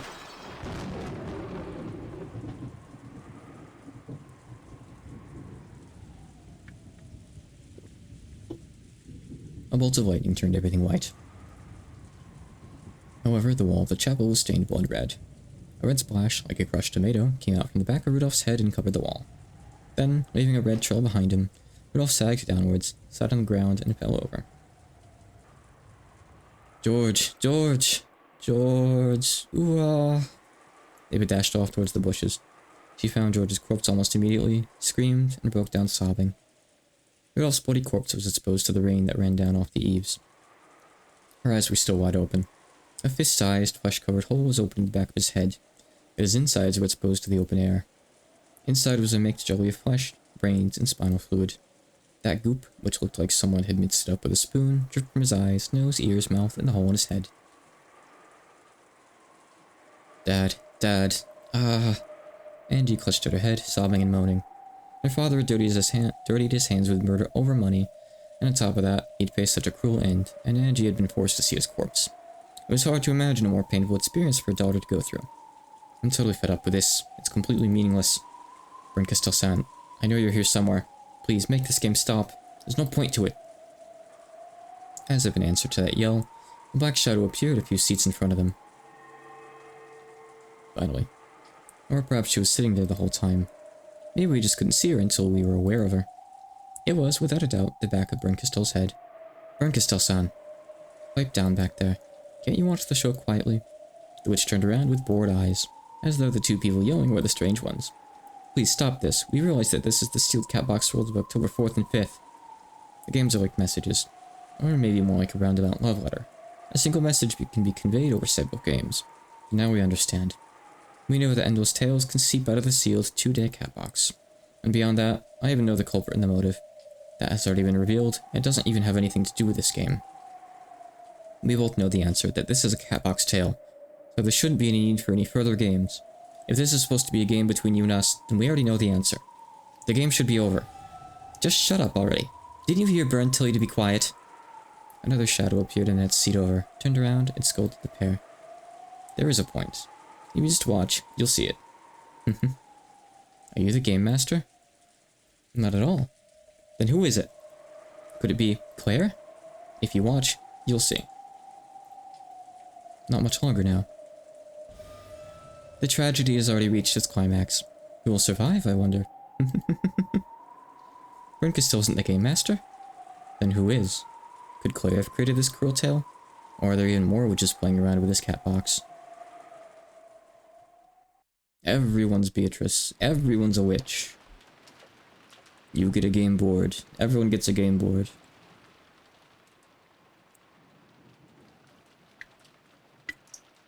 Okay, I finished my energy drink. Might have to get another if this keeps on dragging on. We'll see. The guest house was wrapped in silence. Oh, I should do periodic saves too, just out of habit. It's a good thing to just do, you know. There were no sounds. No trace of anyone's presence. No breathing from anyone alive. There wasn't anything to be heard anymore. If anything could be heard, it was the sound of the murderer's feet stepping across the floor. Kitty slowly passed through the lounge. In her right hand was a gun. In her left hand was a knife. The knife was stained with blood, and some was still dripping from the tip, leaving behind red tracks like a demon's footprints. Her hands were filled with tools of murder, so she wasn't capable of doing anything but murder. In that sense, at the moment, she was clearly and purely a murderer. The murderer went to the entrance hall, and then, only after reaching the front door, looked down to see the two blood-stained hands of the killer. Those hands gripped the tools of death that had performed a cruel massacre. Then, at last, the murderer realized that it wouldn't even be possible to open the door like this, and tossed aside the knife. Then the murderer reached out to the door, turned around calmly, and spoke. Sorry, everyone, but don't worry. A few days later, the newspapers will be talking about an unfortunate accident. And I'm sure the news shows, the papers, and rumor mongers everywhere will be sure that you spent your time in happy ignorance until the instant of the accident. In other words, you'll all have had a good time until midnight on October 5th. So said the one who would stay in that bloody guest house red. I think Mario's already dead. At this hour, the cousins are all staying up late and playing around, and the servants who have to get up early are all snoring. The ones on the late shift are probably filling in the log or taking a break about now. That's how it is. From where I am now, I can hear laughter coming from the cousin room. I made up an up. Humans outside the cat box would probably never understand what Kitty was saying. Only she, shut inside the cat box of the explosion accident, could know what it really meant. Sorry, I lose brain cells every time I see explosion accident. I guess in this case, maybe it's okay. Outside, the rain poured down heavily. Kitty almost picked up an umbrella, but then stopped suddenly, as if she just thought of something. Then she started walking out to the rain, not caring at all whether she got wet or not. Did the murderer not want an umbrella to get in the way of her gun? Or was she hoping that the rain could act as a shower to get the blood off her? Kitty stopped walking, as though something unexpected had caught her attention. However, this time it was no whim of hers. How could you kill my husband? Oh, you have a nice son. That's surprising. How could I have missed you from that distance? I'm just as surprised. I didn't think I'd survive. You came here from the underground stairway behind the chapel, right? In that case, that's right. I bumped into Rudolph in front of the chapel. And how is he doing? Oh, just wonderful. We managed to have a friendly sibling chat for the first time in a while. I see. He's such a show-off, but so unreliable at a tight spot. Looks like he can't do anything without me after all. After that short exchange of words, Kitty already knew that Rudolph had been killed. However, no trace of urgency or panic rose to her face. She just closed her eyes with her usual unconcerned expression, and when she opened them again, she'd regained her composed smile. Thank you. I'm grateful. This way, I really can have everything to myself. What's that blood in your clothes? You just came out of the guest house, didn't you? Don't tell me. Yes, that's right. I'm right in the middle of a murder case at the moment. You killed them? All of them? Even Maria-chan? There was no need to let them live until morning. When morning came, there would be an uproar, and that could be a pain. They might have used a radio to contact someone off the island and gotten help. So this was clearly the optimal move to take. If you spin the chessboard around and look at it that way, right? Monster. I can't believe you could be so blinded by greed that you commit murder. You weren't doing so bad yourself. That was an accident. I didn't mean to kill them. Unlike you. No, just like me. If that gun hadn't gone off, you would have kept on arguing and jumping at each other. Then the rest of you would have eventually reached the same answer as me, just a few steps slower. I'm not a murderer. Not true. You're just a murderer who didn't get a chance. You've just been saved by that accidental discharge. If it weren't for that bit of good luck, and if I hadn't moved before you did, then you would have played the same role I'm playing now. I think Ava would have had a harder time convincing Hideyoshi of joining her. I feel like Hideyoshi is less of a scumbag than Rudolph. I'd like to think so, at least. I feel like he's the best uncle out of all of them by far. He is the good uncle. He's the jolly uncle. That fact won't go away, no matter how much you tried to deny it. It's the truth of a different future. Don't try and confuse me. However, on the inside, Ava understood. Back then, she had probably been saved by the accidental discharge by coincidence. If the argument had continued much longer, she would surely have grown a desire to kill Kraus, and the others, and might have even carried it out. She simply could not deny the existence of that demon deep within her heart. Only the theatergoers knew. They knew that she could become a killer in another world. Kitty, who didn't have the theater-going ability, knew this fact as well. Maybe there really was something extraordinary about her after all. So, for some time, Ava could only grind her teeth in silence, still pointing her gun. I don't understand. You're also a mother. You felt the pain of giving birth to your own child.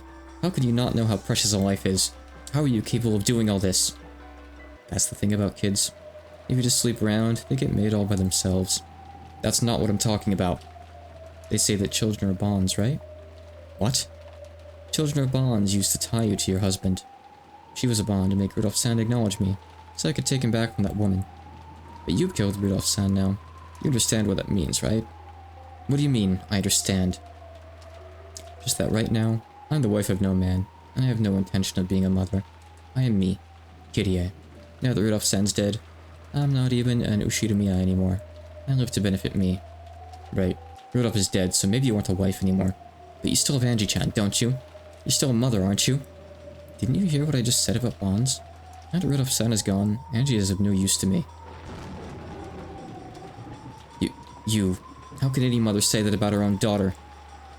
Evan-san, let's put a stop to this. We can be honest here. Honest? Did either of us marry because we wanted children? We didn't, right? We married because we wanted to live with the man we loved. And once you've married, you never want to let that man go for the rest of your life, correct? Children are just weapons to be used for that goal. I'd never have children for a reason like that. But people can have children for just that reason. Kirie kept on speaking emotionlessly, ignoring the falling rain. Her relaxed smile didn't falter for an instant. Angie was just a chain I used to tie Rudolph-san to me. Or you could call her a chess piece, someone to play the role of a kid in our family drama. To me, Angie was nothing more than a piece, necessary so that I could act the part of the good mother in front of Rudolph-san. Could you say that to Angie-chan's face? That would be just a bit too sad, so I won't say it to her directly. I plan to write her a letter asking her to forgive her bad mother, then vanish from her life. You've seen what Rosa-san and Maya-chan are like, right? Now that Rudolph-san's gone, Angie's just a chain tying me down. I'll go back to being just Kirie and enjoy the rest of my life at my leisure. A new challenge and a new life. And maybe even a new love. You call yourself human. You call yourself Angie-chan's mother? Who gives a damn about Angie? I've never liked that little brat. How could you? You've been released from your family drama too, haven't you? Let's sing the praises of a woman's freedom. You should thank me for having George killed for you too. You monster. I'm not gonna try to do the evil laugh. I've done enough laughs tonight. Give me a break. Oh, cat's gone. Bring the pan back. Right. The two yells and the sound of gunfire thundered across the dark rose garden. Slowly, Ava fell backwards. Then she landed in a puddle, scattering countless drops of water. Across from her, Kirie spun around as though dancing. Beautiful black rose petals scattered around him. The petals were a dark, dark red. As they sprayed from her throat, she spun around in a circle and slowly crumpled. Then she fell to the ground, sending muddy water flying. The two women had shot and fallen. However, when the thunder roared, only Ava sat back up. Ava hadn't been shot. Kirie's intensity had made her fall backwards, but the bullet had once again slipped right past her. Ava cursed her good luck. Why couldn't this luck have saved her husband or her son? Die there, for Angie-chan's sake as well. You'll be killed in the explosion accident. Until the moment of your death, be worried about the daughter you left behind. Yes, I'll write that into the lid of the cat box. When Kirie heard this, blood dripped from her grinning mouth, and she seemed to say something in response. However, her voice came out only as globs of blood from the hole in her throat, not words. I wish we could have heard what she said. But, Mom, it's a lie. It's all a lie. Angie, please calm down. This is just a game. That couldn't possibly be what your mother truly feels. It's just something that the game master made out Kirie's piece say. But saying that did nothing to calm Angie's sobs. I don't blame her. Even if she just knows it's just a game, she's been forced to see not only her mother's death, but also her mother announcing that she was the culprit of a mass murder who didn't even love her own daughter. Anyone would sob after hearing that. Brinkistel-san, enough of this. I don't care who the game master is. Stop this pointless game right now. When Leon yelled this, the theater suddenly went pitch black, swallowed in darkness. However, that wasn't enough to shock Leon. Leon continued to yell Brinkistel's name into the darkness, telling the witch to stop this game. Then, a single beam of light shone down upon the stage. There was Claire, the one who had appeared for just a second right before this cruel game began. Claire, so you were the game master after all? I don't get it. Why? Claire didn't answer. In fact, it looked as though she hadn't even heard. Her eyes were blank, and you couldn't tell what she was looking at. In fact, she was even forgetting to blink. She looked just like a doll. Then, another beam of light lit up the side of the stage. Beneath that light stood Brinkistel. At the same moment, Though there appeared to be no one in the audience, and thunderous applause rang out. Brinkistel raised her right hand in response to the applause. She kept doing so until it died down. Brinkistel-san, so you were the master of this game after all? Leon, how many times do I have to tell you that I'm not the game master? Then are you saying it's Claire? That's impossible. Yep, of course it's impossible. After all, Claire died. We were just conducting her funeral. Did you forget that? Then just who was standing there? A corpse. She's not a mannequin. So of course, she still has her insides. She's hiding under a beautiful exterior, but she's actually packed full of guts. Aren't we all?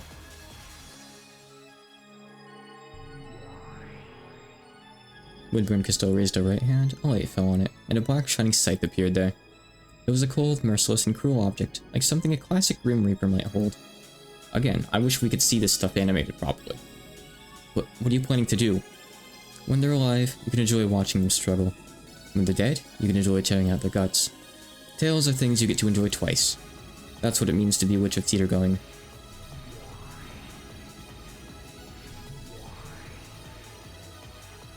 Brinkistel pressed the blade of her Reaper's scythe against Claire's stomach, and slowly slid it across. Then, along the line she traced, Claire's dress was sliced open. It was now clear that the scythe she held was not a fake one for theatricals. Okay, I mean, I don't really need to see this animated, but just the scythe would be cool. And it was clear just what she planned to do next that made her cruel smile so fitting. Angie, can you hear me? I know we've seen the scythe in other CG and stuff, though, before anyone says anything. I hear you. You tear me to bits, make me bleed. What's next? Are you showing me this worst possible tale to hurt me even more? Is this fun for you? Yeah, I'll bet it is. I had a blast too. You think that I'd give up after that? You think I'll sit around crying any longer because of that disgusting game of yours? Both you and Leon seem to have the wrong idea. I'm not the game master. This tale is not one that I created. Then that woman in the dress is the game master? No, she isn't. That can't be. Then who's the game master? Who wrote this disgusting tale? You still don't understand? What don't we understand? Angie, you gambled everything on a faint chance of a miracle, throwing yourself forward. I invited you to October 4th and 5th of 1986, out of respect for your courage. What was your goal? To take your family back. That would be a very difficult thing, and without the blessing of a miracle, a thoroughly impossible one. You were prepared for that, weren't you? Yes, I'm prepared. And I still haven't given up on Oni-chan, Mom, and Dad. Whether you give up or not is your choice. That's your own game after all. I won't support you and I won't even watch.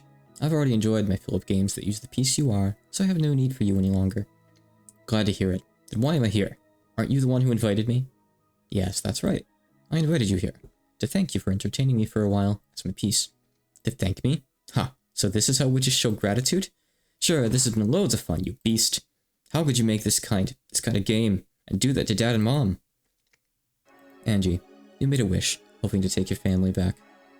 However, you also made another wish, remember? No, I don't. You wanted to know what happened on that day. What happened on Akenjima on October 4th and 5th, 1986. Didn't Angie leave on a journey with Amakusa because she longed to answer that question? That's right. So what's your point? You don't mean... Leon realized what Brinkistel was getting at. And wasn't able to say any more. The Game Master is neither Brinkistel nor Claire. Then who is it? That's the wrong question. There is no Game Master. That could mean only one thing. Angie, you still don't understand? What? This is the truth. The insides of the cat box of October 4th and 5th, 1986. Afterwards, Ava survived the explosion by escaping to Kodorian. And since she never spoke of the inside of the cat box no matter how much you wanted to know, that truth was shut within the cat box for all eternity. What are you saying? Only Ava returned alive. Even though the police claimed it was an accident, the public didn't believe it. Then, she took over her husband's company, and the harder she worked to make it more and more successful, the more enemies she made. A public image of her as the great queen of conspiracy grew stronger and stronger. I'm sure she wanted to tell people about the truth. The truth that no one would ever believe without proof. Bit by bit, Ava's heart began to snap. You rejected Ava, so she rejected you in turn. The relationship between the last two members of your family was strained to the limit. Each time she compared you with her beloved son, she grew more and more twisted and broken. Then, a strange message bottle was picked up and became a topic of conversation. It contained a bizarre story, one that told of a mysterious serial murder connected to Akenjima's gold. Everyone rejected the explosion accident theory and started to think of conspiracy theories. Some of those theories named Ava as the culprit, which tormented her even more. However, no, you can't have lappies. Ava used even that to build up the cat box, and until the moment of her death, she protected it. She protected the lock that held the cat box shut, so no human would ever reach the truth inside the cat box. Not unless those witches who crossed the sea of fragments opened the lock. This is the truth. You're lying. You're lying. Lying! If this really is the truth, you should be able to say so in red. There's no way you can. Of course there isn't. Scream. Angie. Angie, calm down. But, huh? Angie writhed with such strength that the chains at her arms and legs looked like they might snap. All over her body, a red gooey liquid started to seep out. It was as though loud cracks had opened up all over her, and blood was leaking out all of them. What's that? You want me to announce it clearly with the red truth? Then I'll say it just for you. That this is all truth. No! I'll somewhat spoil something and point out that that was cut off before she could finish the sentence. So don't take that at face value. I'm not gonna let the game fully trick you here, for once. Angie's yell covered up Bren's red truth. Stupid kid. If only you hadn't made me say that, you could have shut it up inside the cat box. But you just had to ask, right? I knew you would, of course. And I so wanted to see you scream like that. A lovely expression like that should keep me laughing for about 100 years. Go back to being scrap meat. Ooh, ouch, my bones. My flesh. Mom, Dad, it's a lie, right? Lies, lies. Oof, ouch. Angie. It's okay, this happens to her sometimes. As Angie held her head and screamed, the blood dripping from her finally grew so thick that it started scattering all over the place. Then, bit by bit, her body began to melt. No, to fall apart. Then bits of her began to pile up on the chair, until she was nothing but a pile of guts and scraps.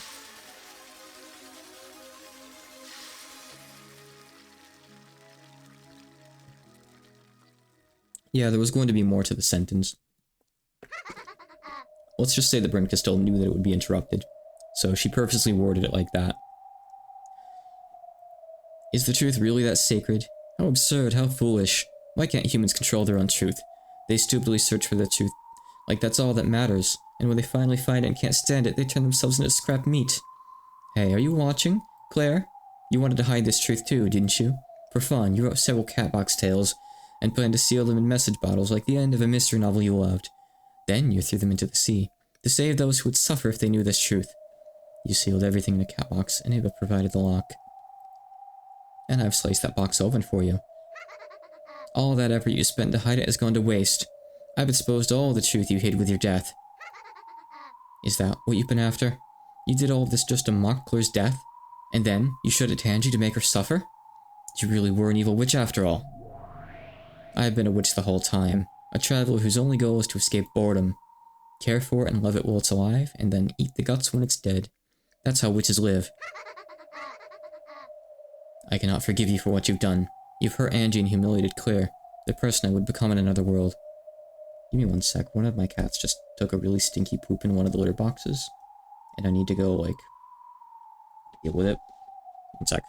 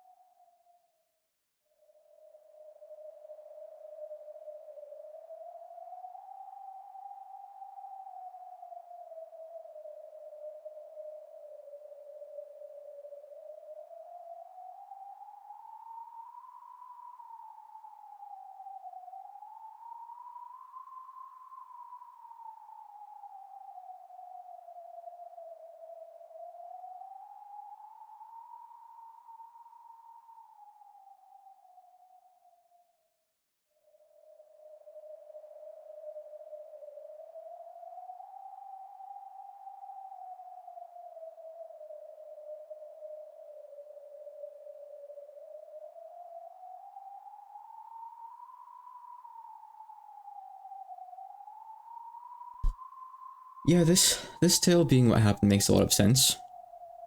It kind of fits together really well. But we don't really know for sure. Anyway, the poop has been scooped. And the energy drink has been... I have a grape ghost this time. These things are pretty good. I'll probably get more of these off Amazon sometime. They don't have them in stock at like the stores nearby. At least not at Walmart. I gotta check. Hannaford, maybe. Oh, we got other stores I gotta check. I'm thinking we have 2 Walmarts as well. I gotta check the other one, maybe. I won't forgive you, Leon. You're still Claire's hope, even after her death. From the moment Claire got thrown off that cliff, her fate was already sealed. I'm sure she felt a little bit of salvation to know that another her lives in happiness in another world. That's right, I'm her salvation, so I must live life to the fullest for the both of us. Leon, let me show you just a bit more of this tale of the truth. I'm not interested. No, it'll be very interesting. After the duel between Eva and Kyrie, the guest house is wrapped in silence. Let me invite you to the parlor at that point in time. The parlor? The one in the mansion? No. Brinka still snapped her fingers, and the scene of the mansion's parlor unfolded before them. In the cruel tale they had just been shown, the parlor hadn't been particularly important. Jessica had been summoned to the parlor, but she was then immediately led to the dining hall and killed there. So there hadn't been anything to see in the parlor. In fact, there was nothing to see in the parlor now of hearing before Leon. Just what's supposed to be here. As you can see, there's nothing here. But watch. I'm about to show you something interesting. If you call it interesting, that's a sure sign that it isn't. Go on, take a look. It's right there, right in that corner. Brinka still was pointing at nothing more than a corner of the room. There was nothing there. She had told Leon to look there, so the latter was expecting something terrible to be there. But there really was nothing there at all. That's right, there's nothing there. At least not in this world. But what if we peek into the next fragment over?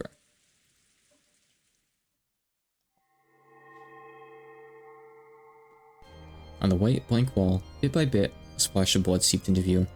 Then, right there, a corpse appeared. But that couldn't be. This is... me? It was Leon, lying dead against the wall. Ushidamiya Leon's corpse lay there exposed. Well, what's going on here? Why am I here? This is supposed to be Claire's world, not mine. Claire and I can't exist at the same time, right? Oh, nice. Many thanks, really. It's dark.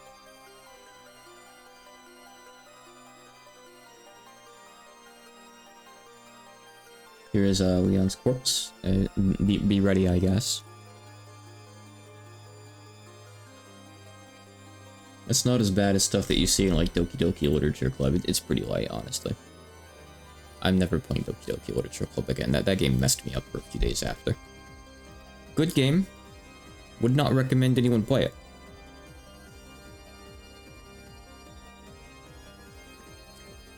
Games like that really just absolutely dull your senses of stuff afterwards. Anyway. Yes, that's right. That's because I just switched worlds. Switched fragments. Switched to your world, that is. I don't understand. It's very simple. They both end the same way. I don't get it. Why should I be dead here? In your world, on October 4th, 1986, Beatrice's funeral was held just before the family conference. Yes, I know that. And for me, that happened today, a short while ago. I wonder what will happen between that time and late that night.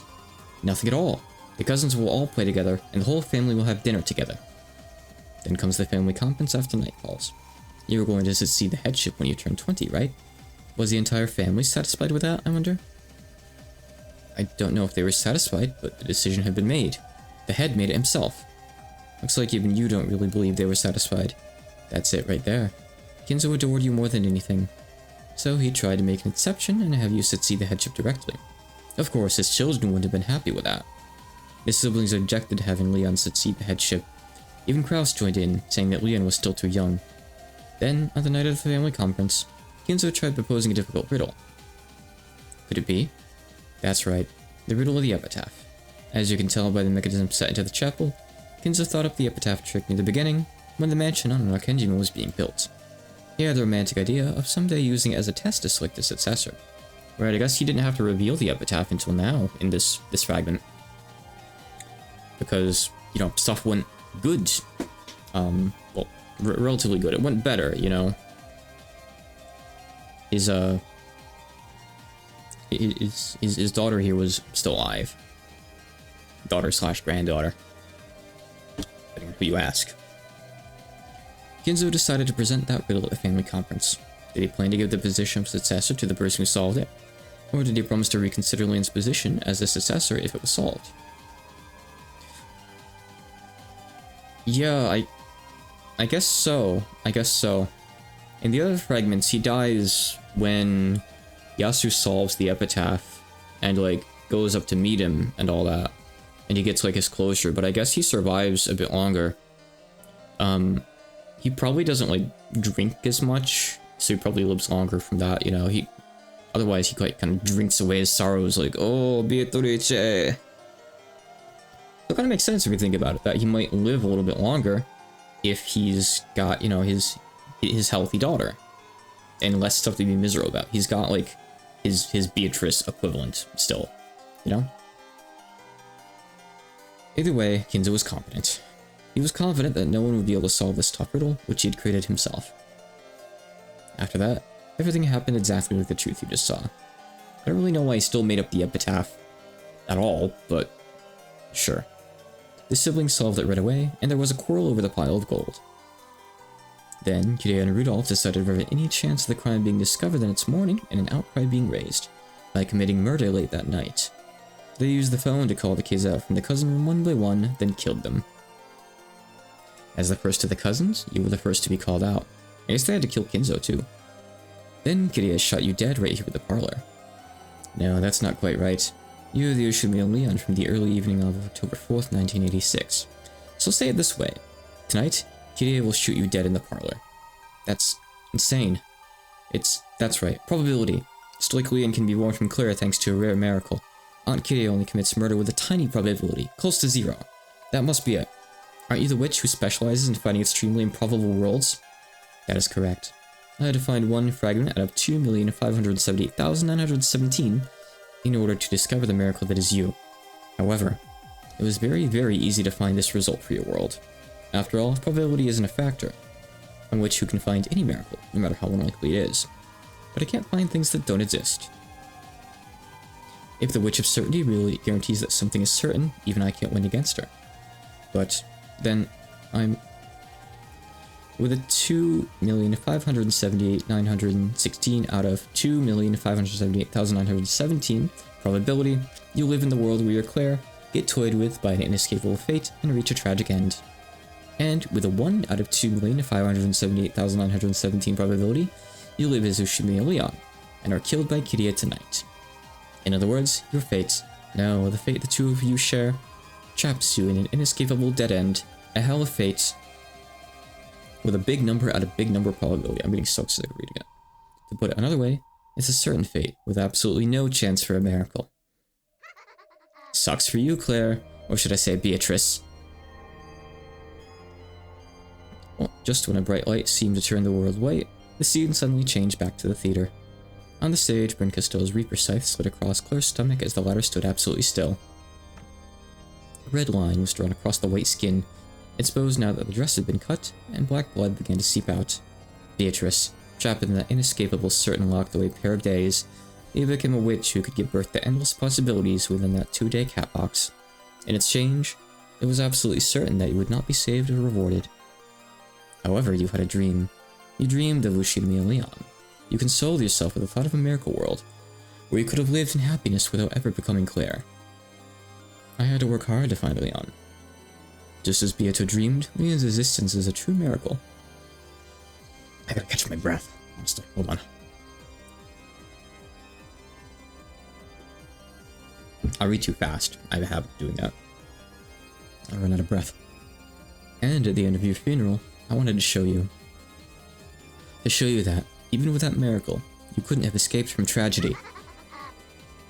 Through the small crack between the bars of the jail that imprisoned her, the witch called Beatrice dreamed of a world where she might have been happy. However, the space she could see through the crack in the bars was just another part of the same jail. The more I hear, the less I understand about you. Why would you do something like this? I lost a game to Beatrice, so I wanted to get back at her. Yeah, now I feel a lot better about losing that game. Hey, Beto, are you watching? Can you see this? And do you remember? Remember when I promised you that a miracle wouldn't occur? With certainty? Ahahaha. So, Leon, allow me to return you to your world, right before Beto's eyes. It looks like the theater-going witches are all sick and tired of those happy family get-together scenes. So I'll send you to the moment just before Kirie shoots you. Then, I'll make Beto watch that moment.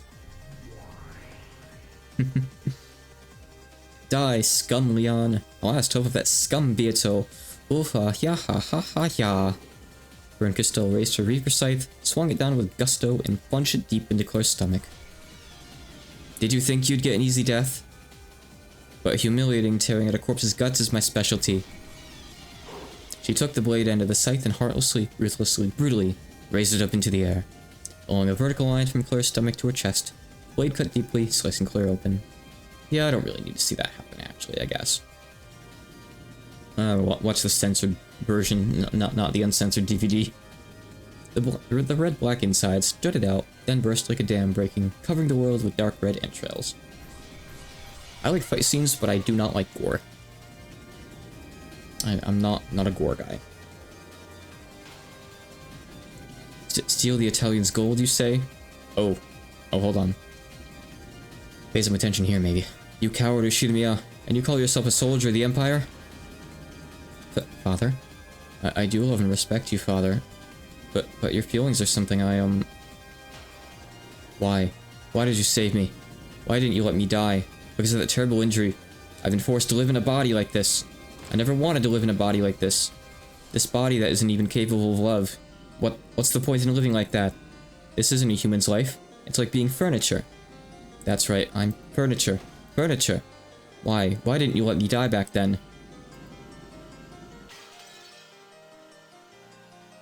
Huh? When I came to, I was in the parlor of the mansion. When did I get here? I heard a sound behind me, and slowly turned around. And there... Sorry. Please don't take this personally. Huh? I could see down the frigid barrel of the gun Aunt Kirie was pointing. Then, she slowly pulled the trigger.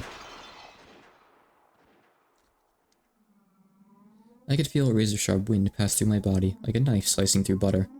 Prepared for death, and hoping to see my fate until the end, I slowly opened my eyes. Basically.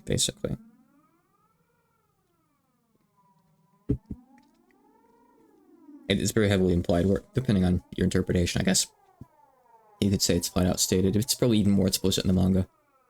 That, Beatrice is unable to have children, or possibly, have sex at all. Some people say even the possibility that Beatrice was born male, and slated in such a way that there's not really anything down there anymore. It's kind of unclear. I think that's kind of a possible theory, and that's... I mean, Beatrice does have a male persona with Kennen as well. I forget the exact details of... It sounds more to me like it's just born female, but can't have kids due to the injury. I forget exactly where the possibility of being male part comes from, actually. Maybe it's just identifying as male. I'm not sure. Yeah, you're right. The whole man from 19 years ago thing. That's relevant, yeah. Yeah, that's right. So she can at least put on a male voice, interestingly enough. Anyway, I don't know too much. I don't know enough to really talk about that in depth, but yeah. It's a thing. The world had been cut in two. Kirie was frozen in place like a statue, still pointing her gun with a cold smile on her face. And it had been cut in half at an angle, the top part of her slowly sliding off to the side. He loves this effect. No, that wasn't quite right. That wasn't right at all. It wasn't just Kirie. The whole world had been sliced in half at an angle, and was slowly sliding off to one side. Then, immediately after fissures seemed to appear across the world, it shattered. Depending on your interpretation, it might be. Beatrice Battler might be Yaoi. Oh. It's complicated, let's just say that. You. And remember this. Will asked Leon, early on in episode 7, if she was a guy or a girl, and Leon didn't answer. So there's that too. We don't really know for sure. When you own a cat, you tend to pick up their habits. He pointed at Bern Castell with the tip of the pitch black sword that had sliced the world, glowing at her. What's this? Are you saying you came back here on a whim? There was no way you'd end things on a happy note. Do you really hate Beatrice so much? You think I'd let her win and get away? I have to pay her back in full for the humiliation she caused me. When I hold a grudge, a mere century isn't long enough for me to forget it. You're a gloomy person. Come on, you mustn't neglect my heart. Now we get an entire episode where Bern Castell gets up on stage and explains the events of Higurashi. Are you okay, Leon? Hey, what's wrong? Leon had suddenly doubled over, groaning. My chest hurts. Will roughly grabbed the hand that was pressed against Leon's chest and tore it away. Blood was seeping out from where Leon's hand had been. It was the place that the bullet wound would have entered if Kitty had shot Leon. Looks like Leon's body is almost ready to accept its fate. By the way, I believe Beatrice is canonically flat-chested, and the whole Shannon persona is just wearing huge pads or something. Because you gotta keep in mind, she dresses as canon as well. So there is the funny possibility that if in episode 1, where Battler jokingly tries to grope her, he might have felt something a bit off. Though I guess that depends on how much experience Battler had up until that point. Would he be able to tell? I don't know. Maybe there would have been a very awkward conversation there.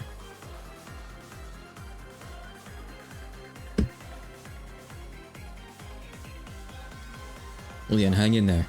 Damn these chains. When Will tried to pick Leon's body up, he finally noticed the chains attached to each wrist and ankle. Grappler. What's this? Are you trying to take that kid and escape? I won't let you. I'm about to let everyone watch as Leon coughs up blood, despairing at the fact that there's no hope in any of the many worlds, before finally dying in agony. Leon isn't a show. Will swung his pitch black sword and destroyed the chains binding Leon. The chains and shackles shattered into little bits like glass and vanished.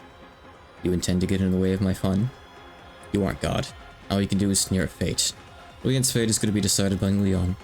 You can't treat a human's fate like a toy.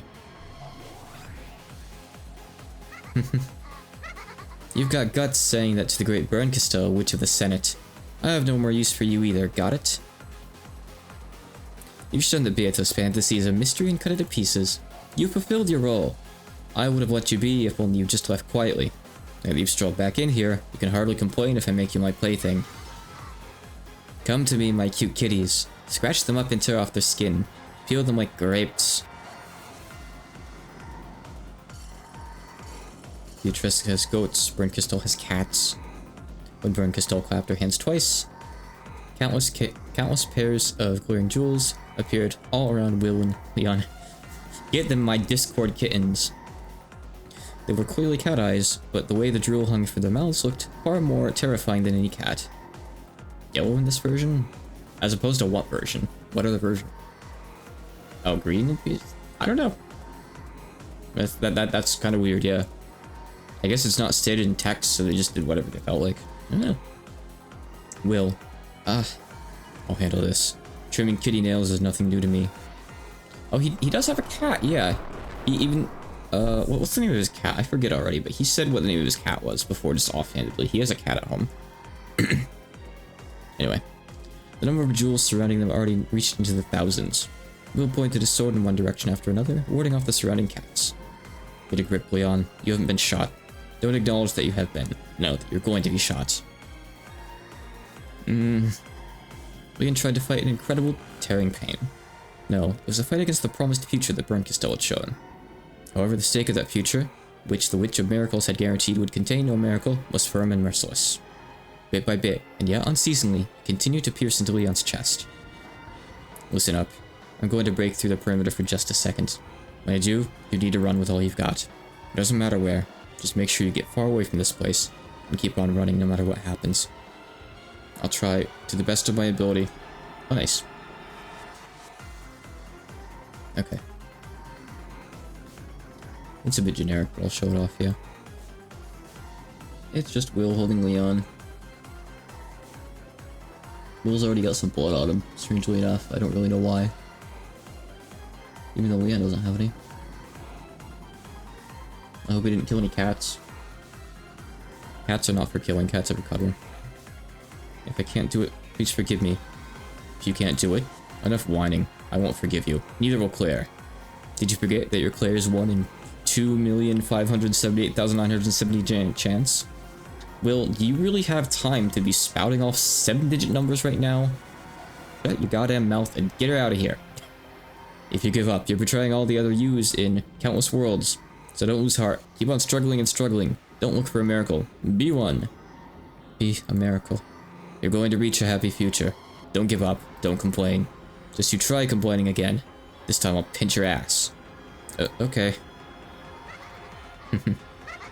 How very confident you are at telling this kid to be a miracle when you stand before the Witch of Miracles. Miracles are no more than fantasy. Grovel in this world that has been convicted as a mystery and die horribly like a worm. The witches of theater going are looking forward to watching it. We're gonna put it up on Live Leak. It's going to get so many views. You call that mystery? Is Live Leak even around anymore? I was never into that stuff anyway, but I thought it got taken down years ago.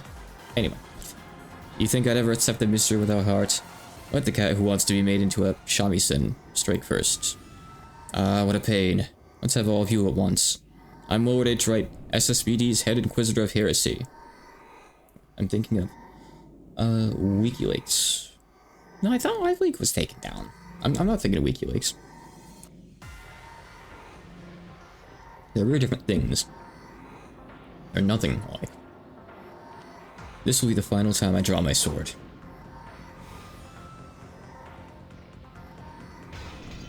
Trash him, kitties. Go, my kittens. I only think I know because I had a friend that would watch stuff on Live Leak, but I'd always... No. Not into that stuff. You like gore videos and whatnot? I'm like, ugh. At once, all the cat eyes opened wide, undulating and spinning in a spiral, then swallowed Will up. Nah, he's fine. But Will and Leon weren't swallowed up. The cats that had flown in at them from... No, he just likes shock sites and stuff like that. Like, he's the kind of guy who shows stuff like Ghosty to his coworkers. He's a weirdo. The cats that had flown in at them from all directions were now being launched away like they were a balloon popping around the pair. Oh, not bad. I don't give a damn about your kitties. It's just the mama cat I care about. Brenkisto, Witch of Miracles. It's about time someone trimmed your claws. Another flash of the black blade spun in a dark tornado and scattered the cats once more.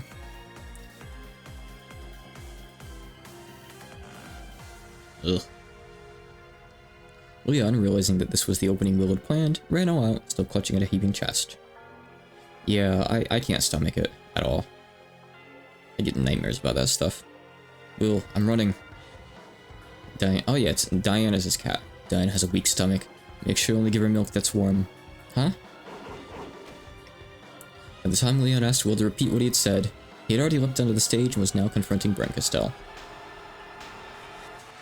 It was like the climax of a show. Loud cheers erupted from the pitch-black audience seating. On either side of Claire, who lay with her insides exposed, stood Will with his pitch-black sword, and Brencastel with the sight that could harvest miracles from fate. Kitty and Rudolph were the culprits, and they massacred the people on the island. They called Leon out to the parlor, then shot Leon to death. Sorry, but I can't acknowledge this truth of yours as a mystery. This is all fantasy. Fantasy? You're calling it that to try and let Leon escape fate? By all means, try. Maniacal laughter. Rule number 1. It is forbidden to have a crime without all clues presented. Surely Will's black sword must have cut through Brinkastel's body. However, it had no effect, like cutting the reflection of the moon on the water. What's this? What do you mean by clues? I won't accept your mystery with Kiria and Rudolph as the culprits. You won't find clues showing that they're culprits no matter which game you look at. Of course you won't. Even if they did exist at one point, the whole island blew up. Which means that there aren't any clues. And that means this is no mystery. It's fantasy. Huh? It's impossible for an unprovable truth to become truth in the human world. In other words, even the actual truth cannot cross the boundary of a cat box. Are you trying to shut the truth inside the cat box? Is this how the mystery genre is supposed to fight? With a laugh like the howl of a wild animal, Brinkstel carelessly tossed her scythe aside. She's pissed. I love that face. Fighting itself is a waste of time. See, I love the old art. All of this, it's so soulless. This is the, like, filthy pachinko art, or whatever it is. I hate it. It's, the old art. I don't care if it's, like, not artistically amazing. There's emotion in these faces. There's charm, there's sass. There's just something in it. It gets across to me. It speaks to me. Fighting itself is a waste of time. Get over here, scum. Try and cut me all you like. I'll listen to all you've got to say. The 20 wedges will pierce every part of your heartless mystery. Here it comes. And when you realize that you can't defeat me with those 20 wedges, you know what'll happen next, right? Come on, I'll play with you, if that's what you want. I'm good. I don't need the... Oh. And so suddenly... I don't need the CG, it's okay. Actually, go ahead, sure, send it to me. Fine. We're just letting this run anyway. Even if this is just a pachinko CG, sure. This is just credits. Well, we still have the second tea party, so we're not quite done. But the second tea party is quite short, relatively speaking. According to what the wiki said. Oh man, the art in the pachinko CG just ain't doing it for me. It just ain't that good. Look, it's the same like style. Like, huh? Huh? I'm not a fan of this. I'm not a fan of this. Whatever. Oh, it catches up if you do that. I had to move the window around for a second. Sorry. Gotta see my desktop. Let me confirm exactly on the wiki. Let's see.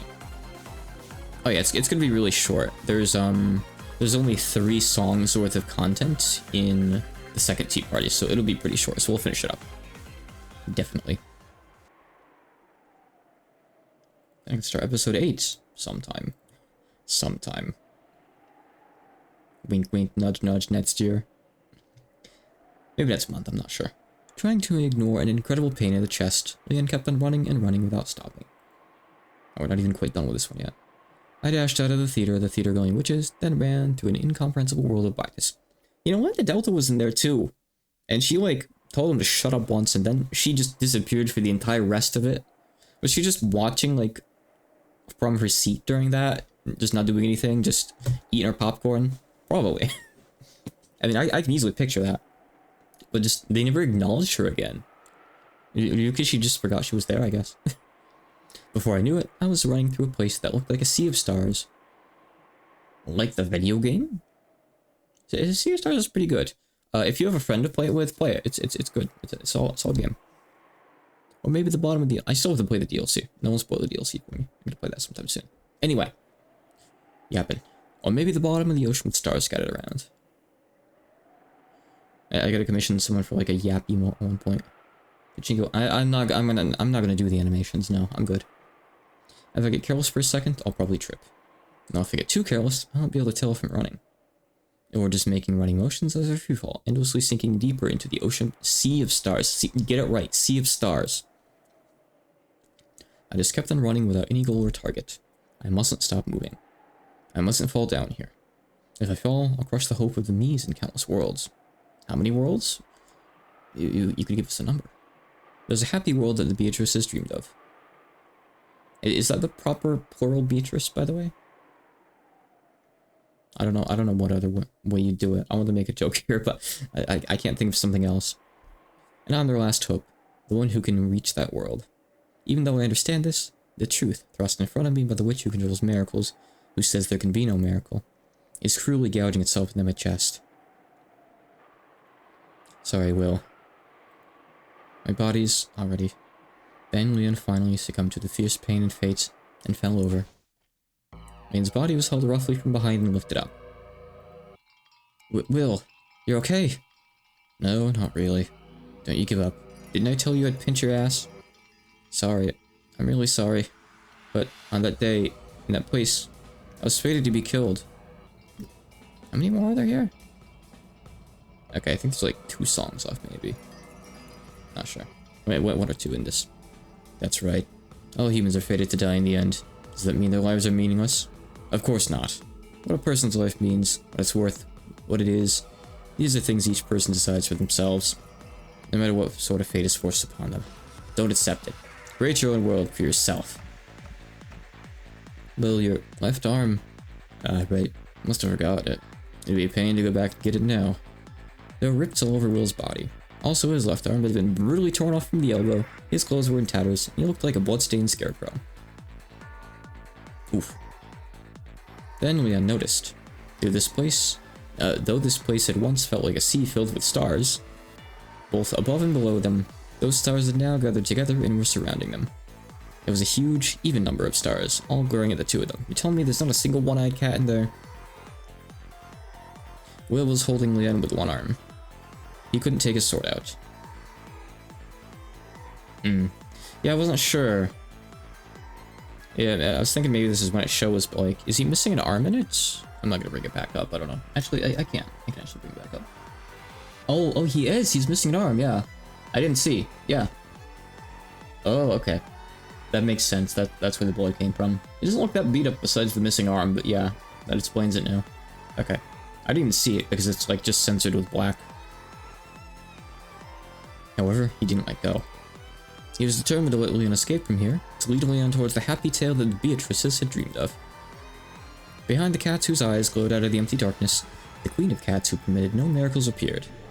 And again, where's Lambda Delta? Willard, put Leon down. If you do, I'll let you go. Go file a protest with the Great Court. You can put it up for debate. Will, I won't leave you behind. I need to tell you why I quit SSVG. Come to think of it, even I don't know that. Why'd you do it? It's because I got fed up with all those damn sob story mysteries. We'll survive and reach a happy ending. I'll show her. Beatrice died in despair, thinking that there were only bad endings. I'll show her that a happy ending can exist. That's why I'll never put you down. Will. You can take the rest of my left arm, cats.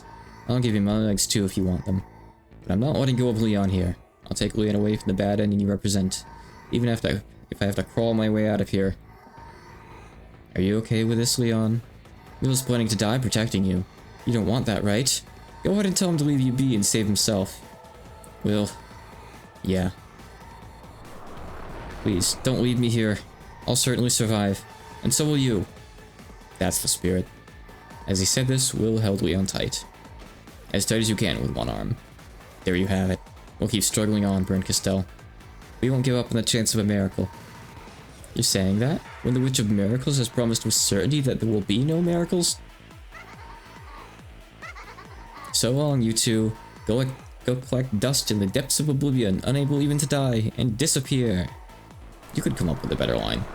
Come, my kitties. You would come up with a better line. I won't order you to kill them. Just clean up the 2 pieces whose role is ended. 100 million, a trillion, 10 quadrillion cats all bared their fangs.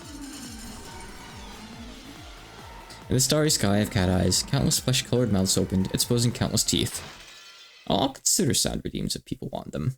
I'm not against the idea. I've toyed with it before in my head. I'm always up for ideas for that kind of thing. The world is wrapped in flesh and blood and fangs. Oh.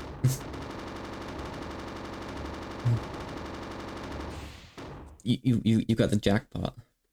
Lucky. People have used those recently, so they tend to catch me off guard. Hey, there we go. Okay. Alright. Rest in pieces. Oof. Alright. Okay. Other Tea Party.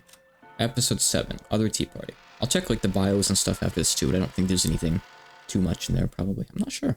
Not sure. Alright, anyway. Short tea party.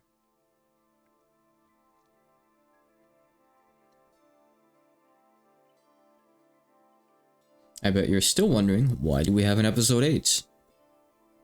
Good question. You're gonna have to wait a while. 2 white pieces were set on the chessboard. The countless black pieces surrounding them were now just packed together, not even placed on the squares. Bernkastel. Okay, Knight, thanks for coming in. Bernkastel tipped the 2 white pieces over, and took them off the board. Is it really okay to end it like this? Hey, look who it is. And look who it is. Yes. Yes, as usual. Your reading truly does fall comfortably on my ears, my Miko. Translator's note, Miko means shrine maiden. As you wished, I've scraped out even the inner parts of the guts. Was that enough of an answer check for you? Indeed. I am quite satisfied. Using the answer you have revealed as a key, I will go back through all the tales so far, opening the closed rooms like treasure boxes, one by one. It's fun finding the key, and it's even more fun to stick it into all the locks. You've done very well, my Miko. From now on, let me enjoy my thoughts alone. This has been enough. The witch of theater-going sat back in a rocking chair, a satisfied smile on her face, as though enjoying a pleasant aftertaste. There was no need for a game board anymore. She just had to go back in her mind through the whole set of tales to check whether her theory was right or not. It seemed to leave her pleasantly drunk, even better than the most expensive wine. Are you done with me now? You have done well, my Miko. I absolve you of your duty. I will return to my slumber. I'd like to enjoy this pleasant dream for a few more centuries.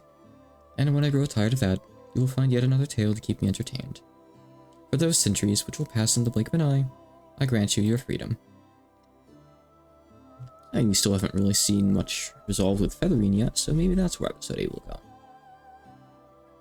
Also, go watch the newest Higurashi anime if you want more.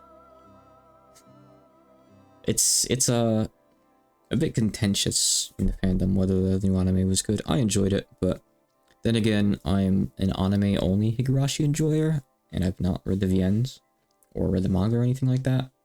So maybe I don't get why people don't like it. I don't know. I thought it was cool. I thought it was neat. A little bit hard to watch though, honestly. A little bit heart-wrenching at times. I guess be really, really prepared for it. It gets pretty dark at times.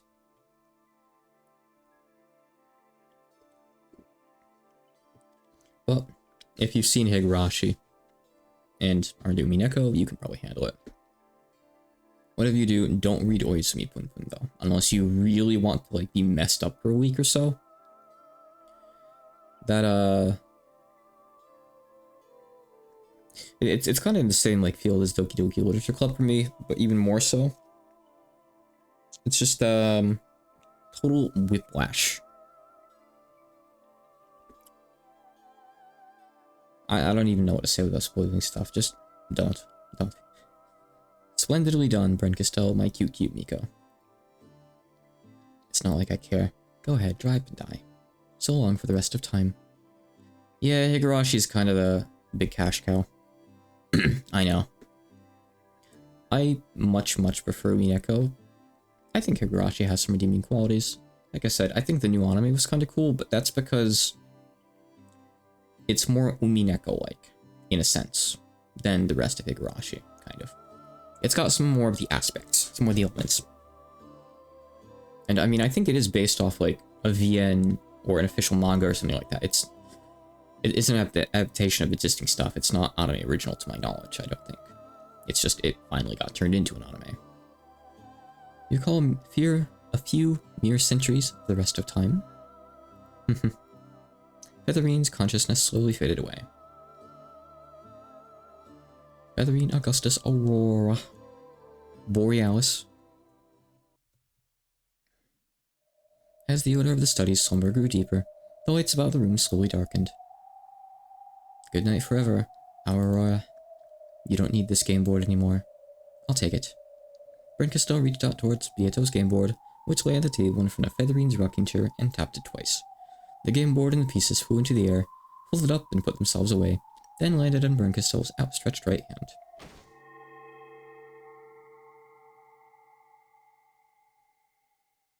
I still haven't had a chance to do any real game mastering. I just did Beato's funeral. That and tearing out the guts. I still haven't done anything. Burnkisto's smile twisted evilly. Then the game board floated up once again, and a world unfolded itself above Burnkisto's palm.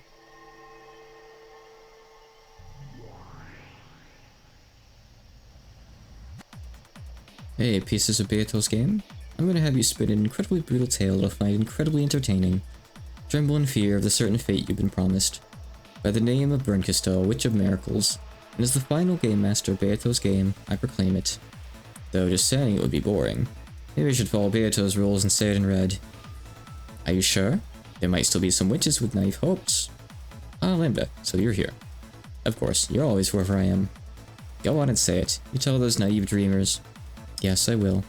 As the Witch of Miracles, and as the final game master, I proclaim the start of the final game, and make you this promise. I won't give this game a happy ending.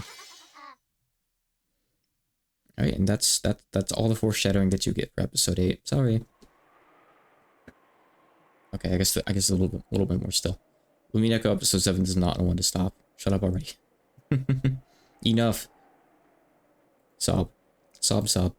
A single girl was crying in a desolate, quiet chapel. She was a small girl, only 6 years old. A girl who would, for 12 years starting now, lament the fact that she wasn't on this island during October 4th and 5th, 1986.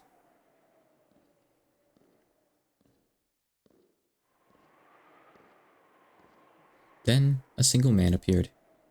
The man noticed the girl, walked up to her quietly, trying not to scare her, and put his arms gently around her shoulders. Oni-chan. I've been looking for you, Angie. The girl jumped into her big brother's chest and started crying again. What's wrong? Why are you so sad? Today, a kid in class bullied me. He said the people on TV were saying Mom had ties to bad people. So he said that Mom and Dad were the culprits, and that they probably killed everyone. I asked Aunt Ava, hoping she'd say it wasn't true, but she didn't say anything. Mom and Dad aren't bad people, right? Right? Poor kid. Everyone keeps saying whatever they like about what might have happened on the island on that day. Sit over here. Okay.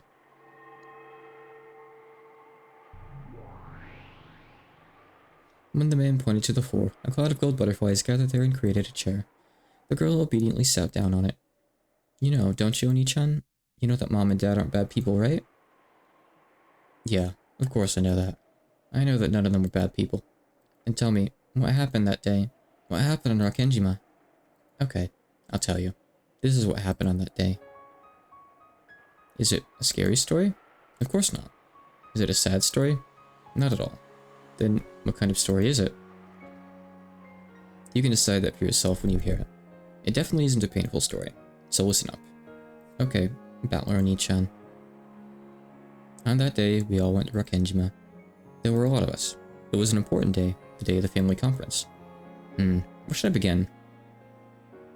This is the final game, made just for Angie. Listen, Angie. This is what happened in Rakenjima on that day. It isn't sad or painful at all.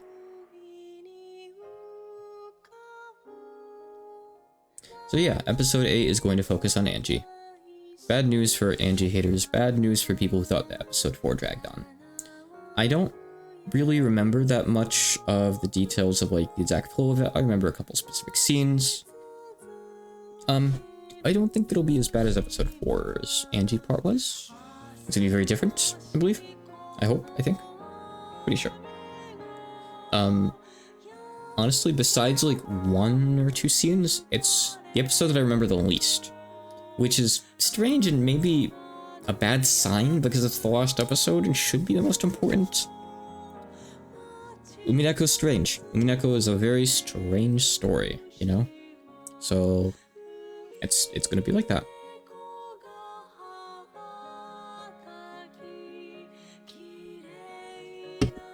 Episode 7 probably reveals the most, yeah. Like, you know most about the story now. You know who Beatrice was. You know all the people that Beatrice was. You can use that to look back on the previous stories and maybe figure out how the murders happened a little bit more. You know the number of people on the island. You know why Beatrice did it, kind of. Sort of. A little bit.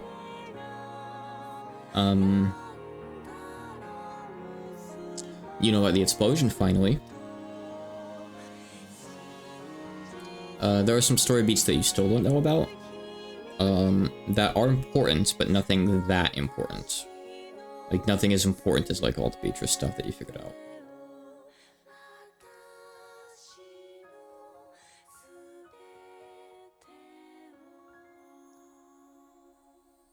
There are some more twists that'll come up.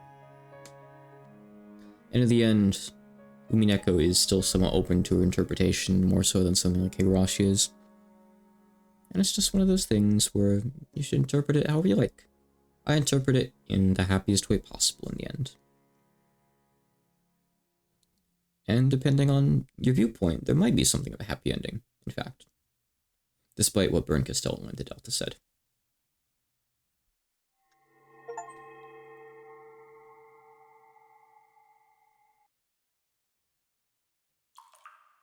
Okay. Hey, nice. I don't have this portrait. Maybe I'll have to get it someday. Everyone's dead. Shush.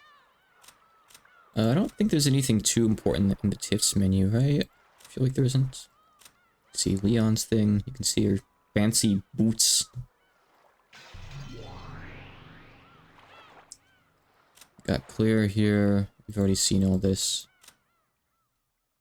As if we kill... No, you can't just kill random people here. In this screen.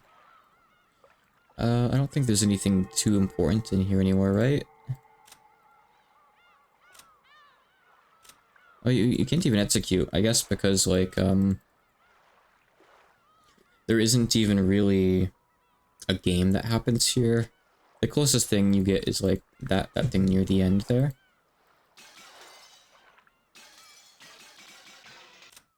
Okay, it's weird, it's buggy. But it worked for a second there. Hey, I thought it just worked on Ava, like, it made the sound at least. That's weird. Anyway, yeah, you can't really, like, do the execute thing here. It isn't set up to work properly. Which is fine. You can see about the SSBD. They don't say what it stands for, which is kind of funny.